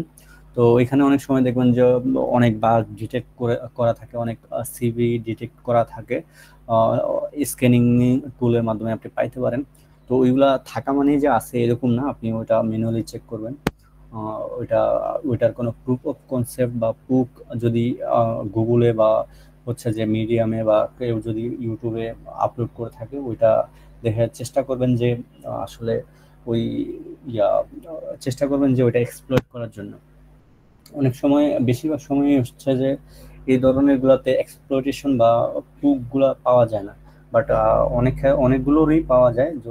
যেগুলো পাওয়া যায় ওইগুলো হচ্ছে যে আপনারা ট্রাই করবেন এক্সপ্লয়েট করার জন্য, আর যদি না পান সেক্ষেত্রে হচ্ছে যে যদি নিজে না পারেন এক্সপ্লয়েট করতে তাহলে ওটা ছেড়ে দেবেন আর পরবর্তী স্টেপে চলে যাবেন আর কি। আচ্ছা, ম্যানুয়াল অ্যাপ্রোচ, স্ক্যানিং টুল বাদে হচ্ছে যে ম্যানুয়াল কিছু অ্যাপ্রোচ আছে, যেমন হচ্ছে যে হ্যাকট্রিক্স খুবই একটা কাজের। হ্যাকট্রিক্সে হচ্ছে যে ডব্লিউপি স্ক্যান বা ওয়ার্ডপ্রেস, ড্রুপাল বা জুমলার সবগুলোরই হচ্ছে যে একটা আছে, ব্লগ টাইপের দেওয়া আছে যে ম্যানুয়ালি কিভাবে কি চেক করবেন। যদি এই যে এইখানে এটা হচ্ছে ড্রুপালের, যদি ড্রুপালের এই লিঙ্কটাতে যান আপনি বা সার্চ দিতে পারেন যে ড্রুপাল হ্যাকট্রিক্স, তখন আপনি পেয়ে যাবেন। তো ঢোকার পরে দেখবেন যে ওখানে বলা আছে যে আসলে কিভাবে আপনি কাজ করবেন বা কি দিয়ে কি চেক করতে পারেন। ওইখানে অনেক ইন পয়েন্ট দেওয়া আছে। তো ইন পয়েন্ট দিয়ে যখন আপনি চেক করবেন দেখবেন যে ওইটার আসলে আউটপুটটা কি বা কি দেখাচ্ছে। তারপরে এই ধরনের সিএমএস গুলাতে হচ্ছে যে নোন ভালনারেবিলিটিস বা ভালনারেবিলিটি কি আছে বা সিভি গুলা কি কি আছে সেগুলা চেক করবেন। যদি পান তাহলে তো ভালো, এক্সপ্লয়েট করার চেষ্টা করবেন, এক্সপ্লয়েট করতে পারলে হচ্ছে যে রিপোর্ট করবেন। আচ্ছা, আমরা স্লাইডের প্রায় শেষের দিকে। আমি এখন হচ্ছে যে কিছু আমার পাওয়া বাগ নিয়ে, রিসেন্টলি আমি যে বাগগুলো পাইছিলাম ওইগুলো নিয়ে একটু আলোচনা করি। যে এই যে বাগটা, এটা হচ্ছে একটা এক্সেপশনাল বাগ ইন্টিগ্রিটিতে, আউট অফ 10, 10-এ 10ই। তো এটা হচ্ছে যে একটা সিএমএস বেস, একটু আগে করছিলাম, কথা বলছিলাম হচ্ছে যে সিএমএস নিয়ে। তো সিএমএস বেস হওয়ার কারণে আমি এই বাগটা আসলে আপনাদের সামনে শো করতেছি। ইন্টিগ্রিটিতে এটা আমার গত মাসে হচ্ছে যে অ্যাকসেপ্ট হয়েছিল এই দুইটা বাগই সেম বাগ, যেটা হচ্ছে ড্রুপাল। ওইখানে ওই টার্গেট সাইটটাতে ইউজ করা হয়েছিল ড্রুপাল, সিএমএস হিসেবে ইউজ করা হয়েছিল ড্রুপাল। তো আমি যখন এখানে বলা আছে স্টেপ টু রিপ্রোডিউসটা এখানে দেওয়া আছে, আমার এইটা সম্পর্কে আমার আমার মিডিয়ামেও হচ্ছে যে দেওয়া আছে, আমি মিডিয়ামে এটা সম্পর্কে লিখছিলাম। ওইখানে যদি আপনারা যান মাহফুজ WHS দিয়ে সার্চ দিলেই পাবেন আমার মিডিয়াম। তো ওইখানে মিডিয়ামে আপনি এটা সম্পর্কে ডিটেলস পড়তে পারবেন। তারপর আমি এখানে একটু বলে দিচ্ছি বা কিভাবে আমি পাইছিলাম। তো আমি যখন ড্রুপাল সিএমএসটা দেখছিলাম টার্গেট সাইটে, তখন হচ্ছে যে আমি ওইখান থেকে ওয়েব ইউআরএল দিয়ে হচ্ছে যে ইউআরএল গুলো ফ্যাচ করছিলাম। আসলে প্রত্যেকটা সব যতগুলো ওয়েব ইউআরএল পাইছিলাম ওইগুলো হচ্ছে যে একটা টিএক্সটি ফাইলে সেভ করছিলাম। সেভ করার পরে হচ্ছে যে ওইটা আমি নুক্লিতে দিছিলাম, যেটা হচ্ছে যে গিটহাবে একটু আগে বলছিলাম যে মানে পাবলিক টেমপ্লেট। তো ওই নুক্লিতে যখন দিছিলাম তখন আমি একটা ইন পয়েন্ট পাইছিলাম, যেটা হচ্ছে যে core.core/install.php, যেটা পাশে ইনফো লেখা ছিল, ইনফরমেশন, আর এটা দেওয়া ছিল। তো আমি এটা ওপেন করলাম। ওপেন করার পরে আমি দেখলাম যে ড্রুপাল ইনস্টল করা নাই এই সাইটে। তো আসলে আমি প্রথমে যখন দেখছিলাম, তো আমি এই টাইপের আসলে কিছু মানে পাই নাই, যে এর আগে এই টাইপের বাগ পাই নাই, যার কারণে আমার বুঝতে একটু সমস্যা হয়েছিল। যা বা অনেক সময় আপনারা অনেক বাগ পাবেন যেটা সম্পর্কে আপনার প্রিভিয়াসলি কোনো আইডিয়া নাই বা কোনো কখনো পানও নাই। দেখবেন তখন হচ্ছে যে গুগলে ঘাটাঘাটি করবেন, বিভিন্ন জিনিস চেক করবেন, ইউটিউবে দেখবেন, যদি পান তাহলে তো ভালো। তো আমি বুঝতে পারতেছিলাম না যে আসলে এটা কি বাগ কি না। তো আমি জাস্ট এই যে ইন পয়েন্টটা কপি করে এটা দিয়ে হচ্ছে যে গুগলে সার্চ করছিলাম। তখন আমি দেখলাম যে হ্যাকারন একটা রিপোর্ট আছে, যে রিপোর্টটা ইউএস ডিফেন্সের করা হয়েছিল। তো ওইটা রিপোর্টটা আমি পড়ছিলাম। রিপোর্টটা পড়ার পর আমি বুঝতে পারছিলাম যে আসলে এটা একটা বাগ। তো এর আগে কিন্তু আমি বুঝতে পারি না যে আসলে এটা কি বাগ কিনা। তো আমি যখন ওইটা রিপোর্টটা বললাম যে আমি বুঝলাম আসলে এটা কি, তারপর আমি ইউটিউবে একটু ঘাটাঘাটি করলাম। ঘাটাঘাটি করার পর দেখলাম আসলে যে এই সাইটে হচ্ছে যে ওদের যে ড্রুপাল সিএমএসটা ওইটা ইনস্টল করা নাই। এখন আমি চাইলে ওই ড্রুপালটা নিজে ইনস্টল করতে পারবো। অ্যান্ড আমি যদি নিজে ইনস্টল করি তাহলে হচ্ছে যে আমি নিজে ইউজার নেম দিব, নিজে পাসওয়ার্ড দিব, তার মানে ওই সাইটের অ্যাক্সেস আমি নিতে পারতেছি। আর অ্যাক্সেস নেওয়ার পরে যখন আমি ওই সাইটটা টেক ওভার দিতে পারবো, অ্যাজ এ অ্যাডমিন হিসাবে আমি যখন ড্রুপালের সাইটে ঢুকবো তখন হচ্ছে যে আমি এখানে আরসি খুব ইজিলি করতে পারবো। কারণ অ্যাডমিনিস্ট্রেটর হিসেবে যখন ঢুকবে তখন আপনি যে কোনো ফাইল আপলোড দিতে পারবেন। তো আমি পরবর্তীতে ওইটা রিপোর্ট করছিলাম। রিপোর্ট করার পরে হচ্ছে যে ওইটা অলরেডি সলভ করা হয়েছে। ওইটা হচ্ছে যে এক্সেপশনালি ছিল। এটা পাওয়ার কিছুদিন পরে আমি এটা পাইছিলাম। এটা পেন্ডিংয়ে আছে, বা এটা পেন্ডিংয়ে দেওয়া আছে, বাট এটা অ্যাকসেপ্ট হয়েছিল অ্যান্ড অলরেডি রিসলভও হয়ে গেছে।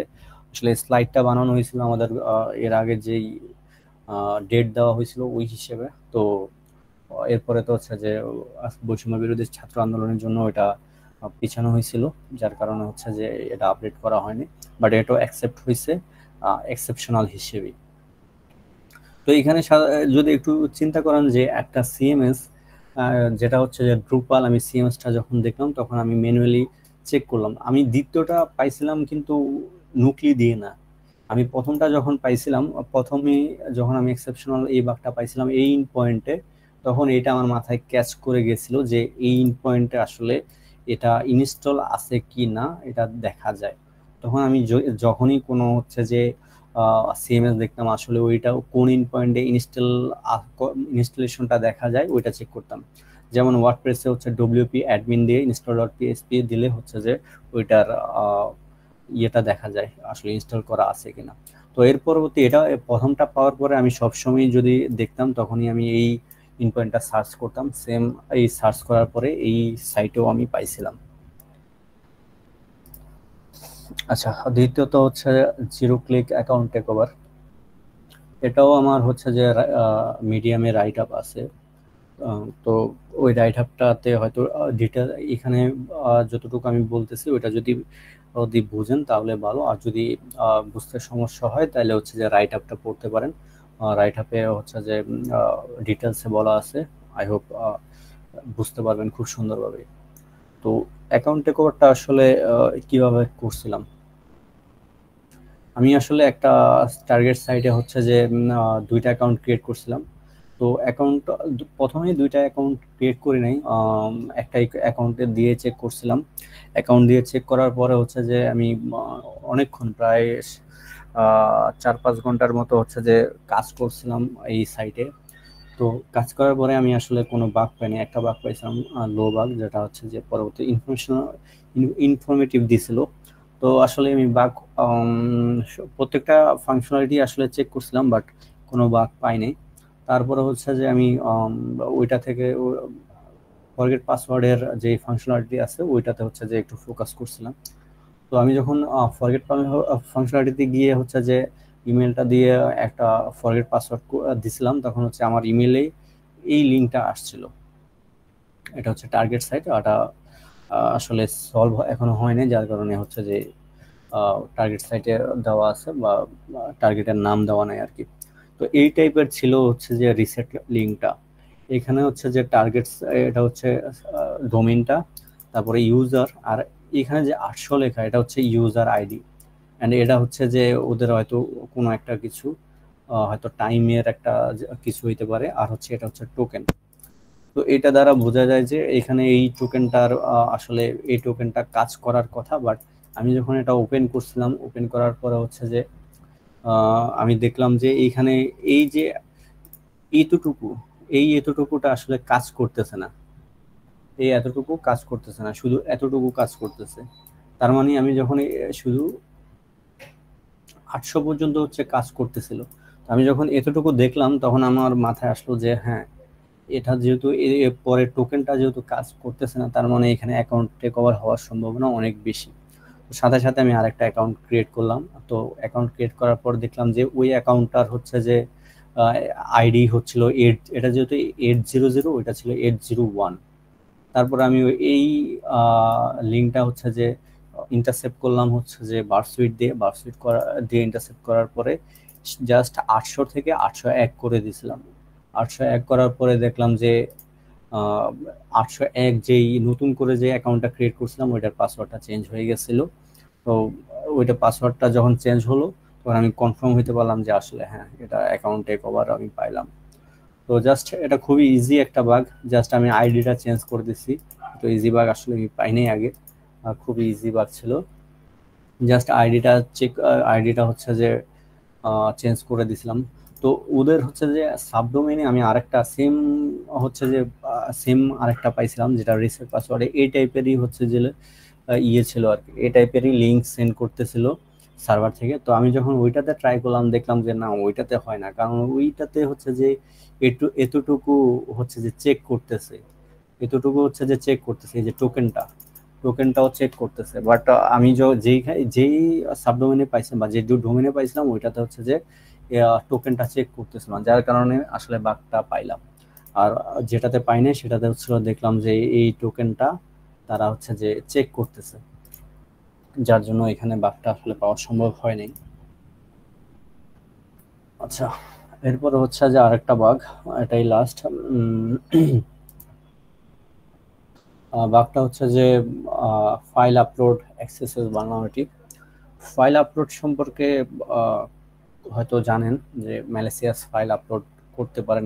যখন কোনো একটা আপডেট প্রোফাইল থাকে, প্রোফাইলে আপনি কোনো পিক দিতে পারেন বা অন্য কোনো জায়গায় যদি কোনো ফাংশনালিটি পান যেখানে হচ্ছে যে আপনি আপলোড করতে পারবেন কোনো ফটো বা কিছু, তো মোস্ট অফ দ্য কেস দেখবেন যে ওইখানে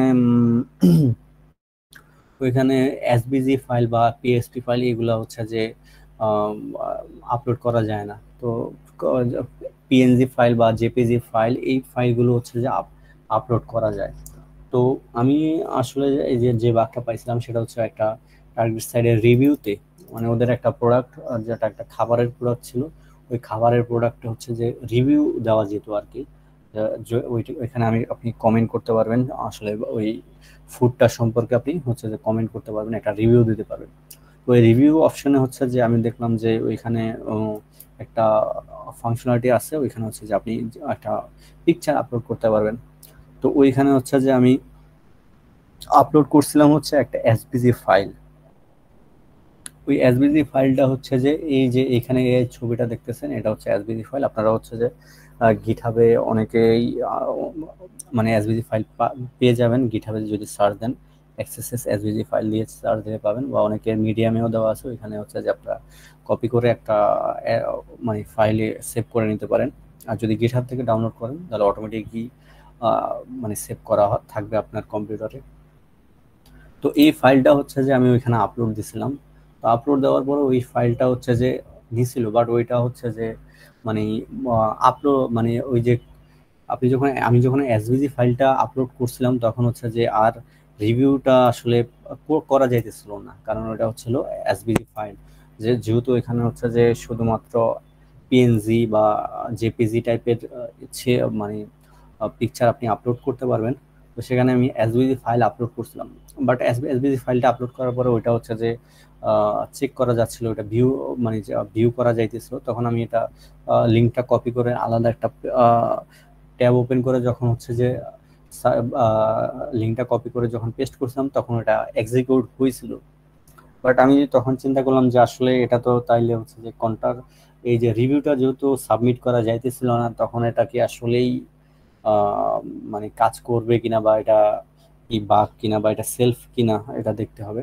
তখন হচ্ছে যে আমি ওই লিঙ্কটা নিলাম, লিঙ্কটা নিয়ে আরেকটা প্রাইভেট ব্রাউজারে চেক করলাম, দেখলাম যে ওইখানেও এক্সিকিউট হইতেছিল। তো ওইখানে যেহেতু এক্সিকিউট হইতেছিল তার মানে এটা হচ্ছে যে আমি যখন রিভিউতে এই একটা কমেন্ট করার পরে, বা একটা মানে কমেন্টটা আমি শেষ করতে পারি নাই, বাট আমি যখন একটা ইমেজ আপলোড দিচ্ছিলাম তখন হচ্ছে ওইটা অটোমেটিকলি আপলোড দেওয়ার সাথে সাথেই ওদের সাইটে স্টোর হয়ে যাইতেছিল। আপনি যদি ওইটা এরপরে ডিলিটও করে দেন তারপরে ওইটা ওইখানে স্টোর হয়ে যাইতেছিল। আমি যখন এসভিজি ফাইলটা দিছিলাম তখন হচ্ছে যে ওইটাও স্টোর হয়ে ছিল, যার কারণে হচ্ছে যে ওইটা তার মানে বোঝা যাইতেছিল যে ওইটা একটা স্টোর অ্যাক্সেসেস। তো আমি এর পরবর্তীতে ওইটা দিয়ে আসার চেষ্টা করছিলাম যে ওইটা দিয়ে অ্যাকাউন্টে কভার দেওয়া যায় কিনা চেক ট্রাই করছিলাম, বাট ওইখানে আসলে অ্যাকাউন্টে কভারটা হয় নাই, যার কারণে ওইটা মিডিয়ামে নিয়েছিল। আর যদি অ্যাকাউন্টে কভারটা হতো তখন হাইতে হয়তো নিত আর কি। আচ্ছা, এরপরে হচ্ছে যে এতটুকুই ছিল। তো আপনার সবাইকে ধন্যবাদ এই সেমিনারে আসলে জয়েন করার জন্য। আসলে আহ, আমার সেমিনার নেওয়ার আসলে বয়স খুবই বেশি না। আমি এটাই আমার অনলাইন সেমিনার, ফার্স্ট সেমিনার। তো আমার কথায় বা কাজে বা আমার কোথাও যদি ভুল হয়ে থাকে তাহলে অবশ্যই ক্ষমা দৃষ্টিতে দেখবেন। তো এখন যদি আপনাদের কোনো কোশ্চেন থাকে বা আহ, কোনো কিছু জানতে চান তাহলে সেক্ষেত্রে কোশ্চেন করতে পারবেন।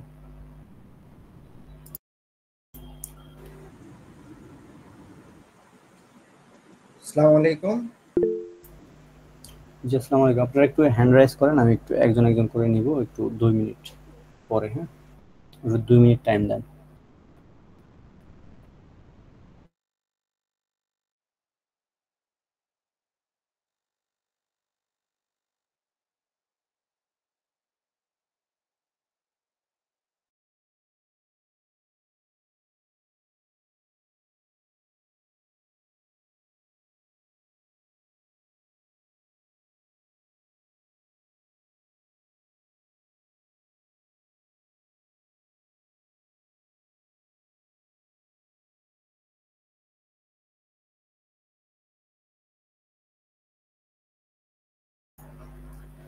জি ভাই, আপনি কোশ্চেনটা এখন করতে পারেন।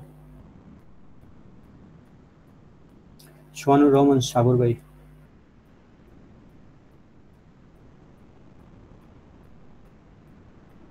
আসসালামু আলাইকুম। জি, আমার ওয়ালাইকুম আসসালাম ভাই। প্রশ্ন ছিল হচ্ছে আমি যদি বাগ বাউন্টি করতে চাই তাহলে হচ্ছে কোন ভালনারেবিলিটিটা শিখে আগে বাউন্টি করা বেশি সহজ বা কোনটা থেকে মানে স্টার্ট করা উচিত, নাকি একবার সবকিছু শেখার পর একবারে ইমপ্লিমেন্ট করা শুরু করবো? বাগ বাউন্ডিতে আসলে হচ্ছে যে আপনি সব শিখে ঢুকবেন এরকম দরকার নেই। আপনি আসলে কয়েকটা বাগ যদি জানেন, দেখবেন যে কয়েকটা বাগ নিয়ে আপনি শুরু করতে পারবেন। বাট আস্তে আস্তে প্র্যাকটিস করার সাথে সাথে দেখবেন যে আপনার আস্তে আস্তে বাগ আরো শিখবেন আর কি। তো আপনি শুরুর দিকে যদি বিগিনার টাইপের হন তাহলে হচ্ছে যে আপনার অবশ্যই প্রথমে লো বাগ থেকে শুরু করা দরকার। আপনি যদি লো বাগ না করে যদি হুট করে হচ্ছে যে একটা হাই বাগ বা ক্রিটিক্যাল বাগ শিখতে যান, তখন হচ্ছে যে আপনার সমস্যা হবে। দেখবেন যে আপনি নিজেই বুঝতেছেন না আসলে বাগটা কি। আপনি আসলে শুরুতেই হচ্ছে লো বাগ থেকে শুরু করেন, HTML আছে, ওপেন রিডাইরেক্ট আছে, তারপরে XSS আছে, এই টাইপের বাগগুলো থেকে হচ্ছে যে আপনি আস্তে আস্তে মিডিয়াম, তারপরে হাই, তারপরে ক্রিটিক্যাল, এক্সেপশনাল, এই বাগগুলোতে আস্তে আস্তে যাবেন আর কি। তো আর শেখার জন্য হচ্ছে যে আপনাদের মিডিয়াম আছে বা ইউটিউবে অনেক টিউটোরিয়াল আছে।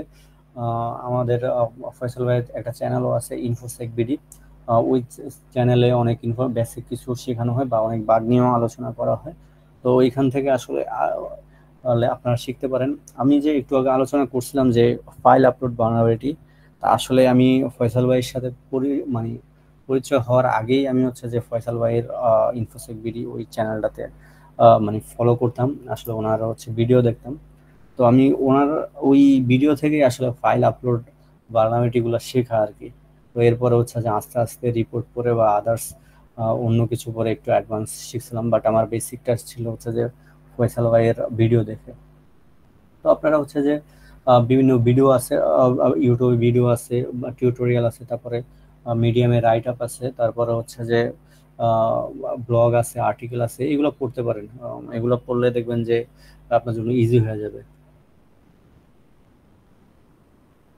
জি ভাই, আর কোনো কোশ্চেন?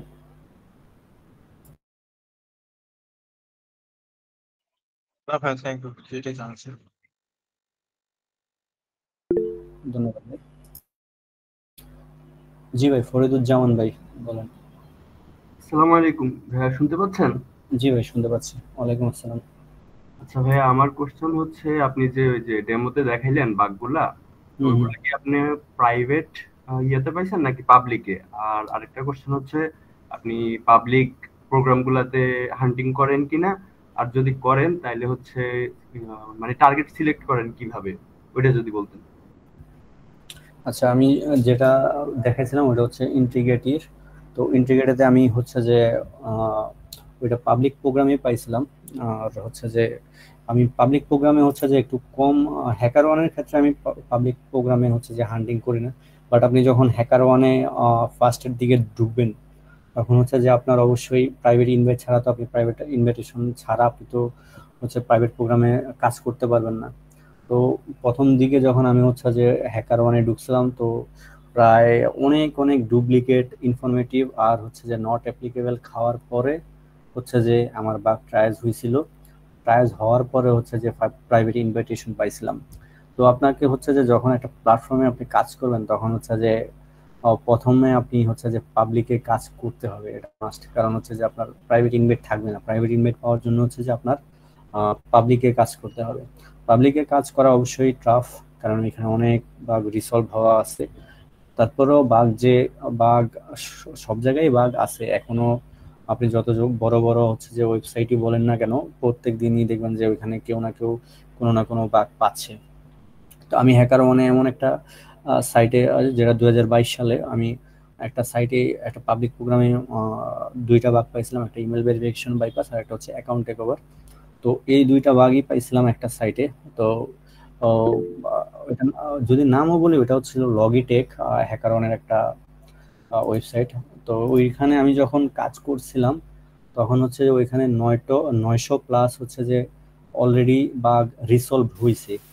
জাস্ট রিসলভ হয়েছে 900 প্লাস। তো সেখানে আমি হচ্ছে যে 2টা বাগ পাইছিলাম, একটা account takeover and email verification. তার মানে 900 বাগ রিসলভ হওয়ার পরেও কিন্তু এখানে বাগ পাইছি। তো আপনারা পাবলিক প্রোগ্রামে আসলে টাফ তো অবশ্যই, তারপরেও আপনি চেষ্টা তো করতে হবে। প্রাইভেটের জন্য ইনভাইটেশন যদি পাইতে চান তাহলে হচ্ছে যে আপনার পাবলিকে কাজ করা লাগবে। আর হচ্ছে আমি হচ্ছে যে টার্গেট চুজ করার ক্ষেত্রে অবশ্যই হচ্ছে যে ওয়াইল্ড কার্ড চুজ করি। সিঙ্গেল স্কোপ গুলাতে প্রাইভেট প্রোগ্রামে হচ্ছে যে খুবই রেয়ার বাগ পাওয়া। আর হচ্ছে যে দেখবেন যে মেইন ডোমেনে সবসময় মেইন ডোমেনটা অনেক বেশি সিকিউর থাকে, ওইখানে তো বাগ পাওয়াটা টাফ। আর যদি পাবলিক হয় তাহলে আরো বেশি টাফ। তো সেজন্য ওয়াইল্ড কার্ড চুজ করবেন। ওয়াইল্ড কার্ডে অনেক বাগ পাওয়া যায়। ওয়াইল্ড কার্ডে হচ্ছে যে সাবডোমেনের মধ্যে আপনি বাগ পাইতে পারেন পাবলিক হইলেও। জি ভাই।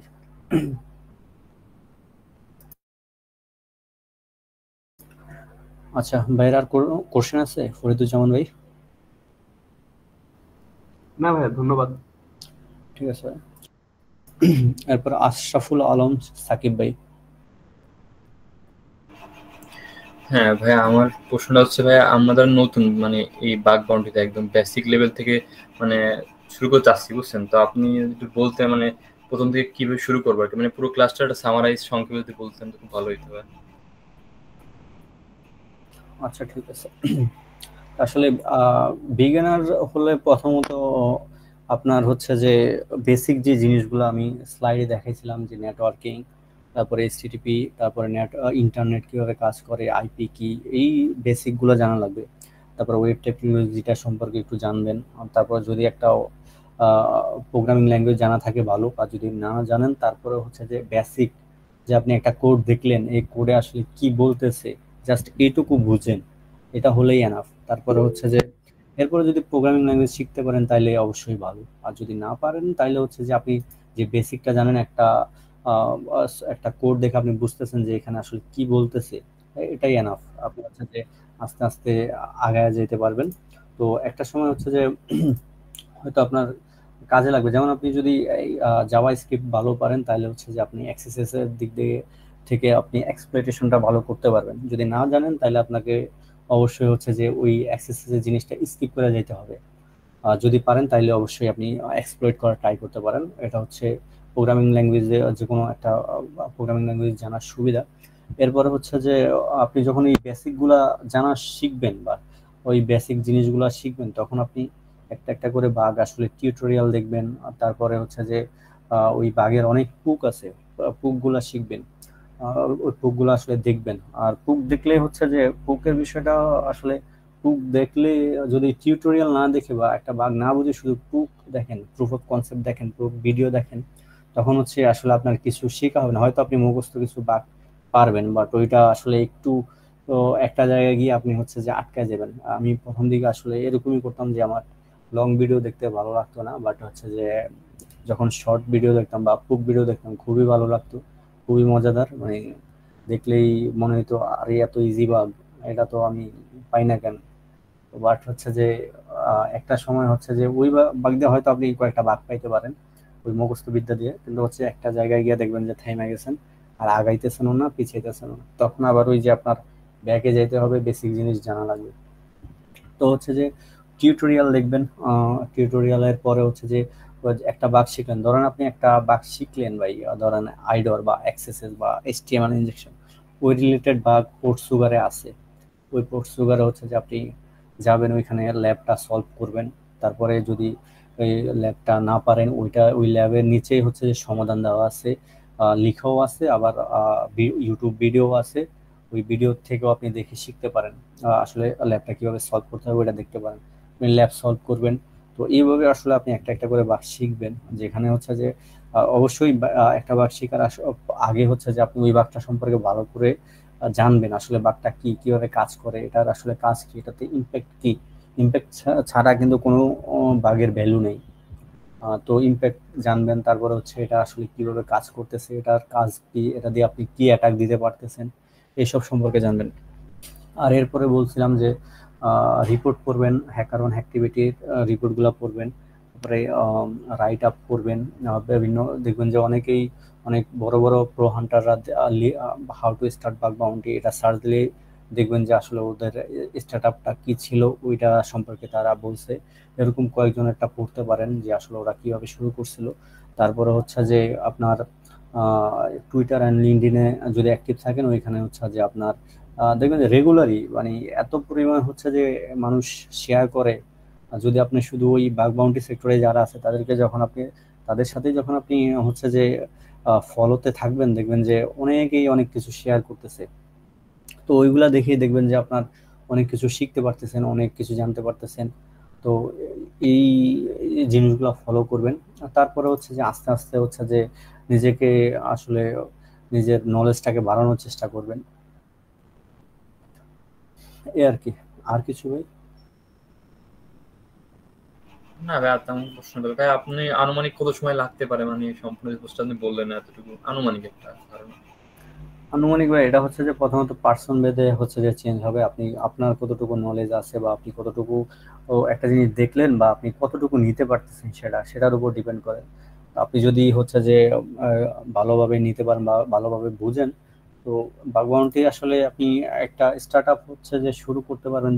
6 মাস যদি আপনি সুন্দরভাবে কাজ লেগে থাকতে পারেন শুধু লার্নিং প্রসেস, দেখবেন যে একটা প্রসেসে আপনি চলে আসবেন।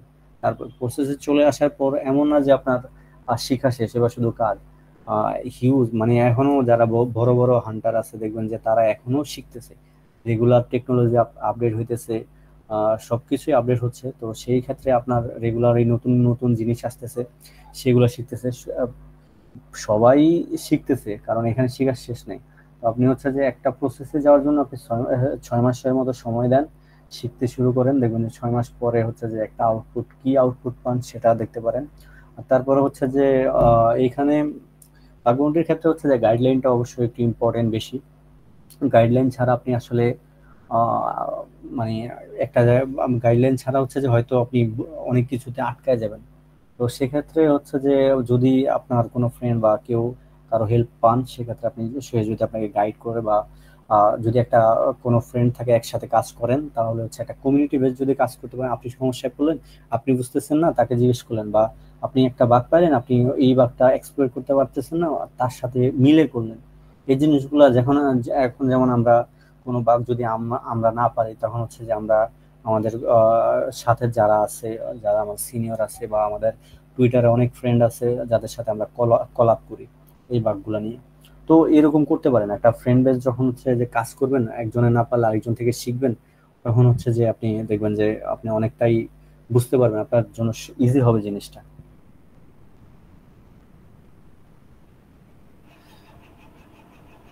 জি ভাই। ভাই আর একটা প্রশ্ন মানে আছে যে ভাই আমিও বেসিক আমি শিখবো আর কি, মানে আপনি বললেন জাভাস্ক্রিপ্ট, এইচটিএমএল, তারপরে বিভিন্ন ইউটিউব থেকে আপনার কোড শিখে বা কেমন হয় এটা দেখে রিভিউ দেখে তারপরে শিখবো। এখন কি কোর্সটা কি এখন আপনার এই কোর্সটা এখন করা উচিত নাকি মানে এগুলো শেখার পরে যে আসলে করা উচিত কোর্সটা? তোমার বেসিক লেভেল এখনো তেমন ভালো না। কোর্সটা আপনি হচ্ছে যে যদি 1 মাসের মধ্যে এখনো সময় আছে, কারণ সেপ্টেম্বরে 10 তারিখ থেকে হচ্ছে যে মেইন ক্লাসগুলো হবে। আর এই কোর্সে হচ্ছে যে বেসিক থেকেই শেখানো হয় আর কি, বেসিক টু অ্যাডভান্স এই টাইপের। যদি আপনি মনে করেন যে এই কয়েকদিনে আপনি একটু বুঝতেছেন বা আপনি পারতেছেন, বা আপনি যদি একেবারেই না জানেন বা একেবারেই যদি হচ্ছে যে ভার্সুইট কি বা কালি লিনাক্স কি এসব সম্পর্কে যদি আইডিয়া না থাকে তাহলে হচ্ছে যে আপনি হয়তো এই কোর্সে না হয় পরের কোর্সে ভর্তি হইতে পারেন, পরবর্তীতে যখন হচ্ছে গিয়ে ওনারা রিলিজ করবে আর কি। তো যদি আপনি মোটামুটি এই যে জিনিসগুলা বা বেসিকগুলা এগুলা যদি কিছুটা হইলেও জানা থাকে আপনি হচ্ছে যে এখনই হইতে পারেন। সেপ্টেম্বরের 10 তারিখ থেকে ক্লাস আছে, ওইটা হচ্ছে যে আপনি অ্যাটেন্ড করলে দেখবেন যে আস্তে আস্তে হচ্ছে যে কাজ করতে পারবেন। আর হচ্ছে যে ওইখানে আপনি একটা বিশাল কমিউনিটি পাবেন। তো ওইখানে আপনি দেখবেন যে আপনি যদি কোনো হেল্প লাগে ওইখান থেকেই নিতে পারবেন। আর ওইখানে হচ্ছে সাপোর্ট টিমের লোক আছে, আপনি যদি কোনো সমস্যা পড়েন সাপোর্টে আমিও আছি, আমার সাথে আরো 2জনও আছে, ওনারা আপনাকে হেল্প করতে পারবে। জি ভাই। জি ভাই, ধন্যবাদ ভাই। আমার কোনো প্রশ্ন নেই। আচ্ছা, এরপরে হচ্ছে মুনতাহা শিউলি আপু। জি আপু বলেন। আচ্ছা, আমার হচ্ছে বেসিক একদম মোটামুটি ক্লিয়ার আছে, কিন্তু হ্যাকার ওয়ানে এখনো অবধি কোনো বাগ রিপোর্ট করা হয় নাই। ওখানে সিটিএফ এ 26 পয়েন্ট হলে প্রাইভেট প্রোগ্রামে এন্ট্রি নেওয়া যায়, কিন্তু 32 পয়েন্ট আমার অলরেডি হয়ে গেছে, কিন্তু এখনো কোনো ইনভাইটেশন মেইল আসে নাই, প্রাইভেট প্রোগ্রামে এন্ট্রি নিতেও পারতেছি না কেন? আচ্ছা, সিটিএফ এর ব্যাপারটা হচ্ছে, সিটিএফ এরটা আমি আসলে জানি না, বাট আপনি একটু চেক করবেন যে আপনার সেটিংসে হচ্ছে যে ইনভাইটেশন অপশনটা চেক করবেন এটা কি অফ আছে না অন আছে। যদি অফ থাকে অন করে দিবেন, অফ থাকলে তো আসলে আসবে না। আর যদি হচ্ছে যে আপনার ওদের রিকমেন্ড অনুযায়ী যদি সিটিএফ এ 26 পয়েন্ট থাকলে ইনভাইটেশন আসে তাহলে তো আসার কথা। আর যদি না আসে আসলে ওইটা আপনি ওয়েট করতে পারেন। আর যেটা বললাম যে ইনভাইটেশনের যে ইয়েটা সেটিংসটা ওইটা একটু চেক করবেন। আসলে ওইটা যদি চেক করেন অফ থাকলে তো আর আসলে আসবে না, ওইটা একটু অন করে দিতে হবে। আচ্ছা ঠিক আছে ভাইয়া।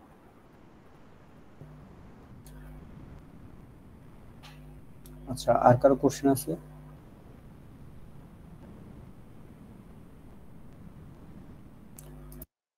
আচ্ছা, চ্যাট বক্সে কি কারো কোশ্চেন ছিল?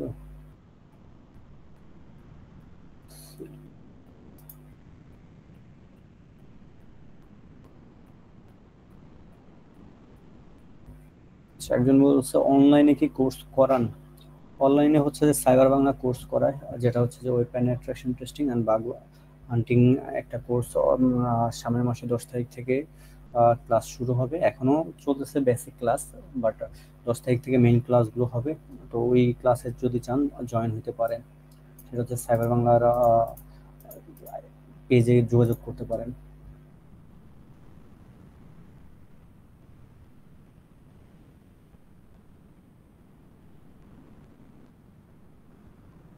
আচ্ছা, একজন বলছে আমি পাকিস্তান এর একটা ওয়েবসাইটে বা কিছু ওয়েবসাইট হচ্ছে এসকিউএল ইনজেকশন করতে পারছেন হচ্ছে যে কয়েকটা ওয়েবসাইটে। আচ্ছা, তো সব ওয়েবসাইটে আপনি যদি মানে একটা ওয়েবসাইটে এসকিউএল পাইছেন বা ওইখানে রিপোর্ট করতে পারবেন কিনা না, আসলে আপনার আগে ওইটাতে আসলে বাগ বাউন্টি পলিসি আছে কিনা সেটা দেখতে হবে। যদি পলিসি না থাকে সেখানে হচ্ছে যে আপনার হান্টিং করাটাই হচ্ছে ইলিগেল। তো তারা যে কোনো লিগ্যাল অ্যাকশন নিতে পারে, তখন সেটা হচ্ছে যে কিছু করতে পারবেন না। তো আসলে আপনাদের পলিসি দেখে হচ্ছে যে দেখা উচিত, পলিসি দেখে হচ্ছে যে আপনার হান্টিং করা উচিত যে এখানে কোনো পলিসি আছে কিনা। আপনি ধরেন একটাতে হান্টিং বা এসকিউএল পাইছেন, ঠিক আছে, আপনি ওই সাইটটার ডোমেনটার নামটা নেন, নামটা শুধু গুগলে ওই নামটা লিখে বাগ বাউন্টি পাশে বাগ বাউন্টি লিখে সার্চ করেন। যদি বাগ বাউন্টি পেজ থাকে তাহলে হচ্ছে যে পেজ দেখবেন, ওইখানে ইমেলও পাবেন রিপোর্ট করার জন্য। আর যদি না থাকে ওইটা হচ্ছে যে রিপোর্ট করতে পারবেন না, কারণ সব জায়গায় আপনাকে অনুমতি দেওয়া হয় না সব জায়গায় আপনাকে হান্টিং করার জন্য বা অ্যাটাক দেওয়ার জন্য। আচ্ছা, ও আচ্ছা, হ্যাঁ, আচ্ছা, বাউন্টির হিসাব হচ্ছে যে বাউন্টি এটা আসলে ডিসক্লোজ করতে চাচ্ছি না। আর হচ্ছে যে আমাদের কোর্সের সাইবার বাংলার যে কোর্সটা আছে ওই কোর্সটা হচ্ছে যে লিঙ্কটা দেওয়া আছে হচ্ছে আমাদের তারিক আনাম ভাই চ্যাট বক্সে দিছে। আপনারা যদি কেউ কোর্সটা করতে চান তাহলে হচ্ছে যে ওইখানে করতে পারেন, লিঙ্কে ক্লিক করে হচ্ছে যে আপনারা প্রসিডিওরগুলো হচ্ছে যে ফলো করতে পারেন এবং জয়েন হতে পারেন। আচ্ছা, চ্যাট বক্সে আর কোনো কোশ্চেন নাই?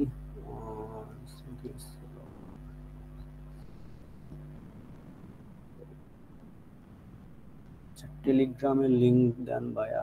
আচ্ছা, টেলিগ্রামের লিঙ্কটা হচ্ছে যে ওকে, টেলিগ্রাম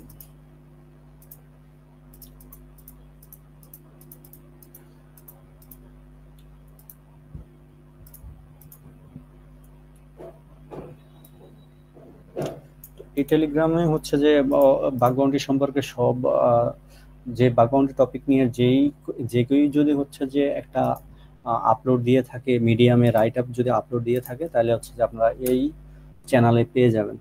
এখানে আমি চ্যানেলটা চ্যাট বক্সে দিচ্ছি, আপনারা দেখতে পারেন।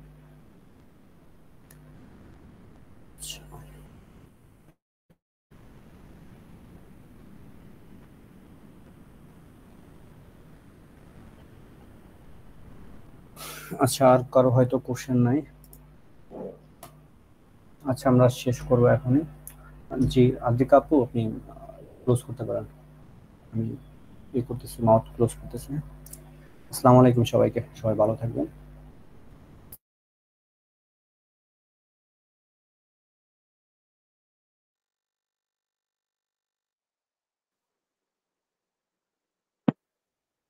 ধন্যবাদ আপনাদের সবাইকে ধৈর্য সহকারে আমাদের সঙ্গে যুক্ত থাকার জন্য। আগামীকাল রাত 9:30 আমাদের তৃতীয় সেশন হায়ার স্টাডি অ্যাব্রডে যুক্ত হবার জন্য আপনাদের সকলকে অনুরোধ জানাচ্ছি। শুভরাত্রি।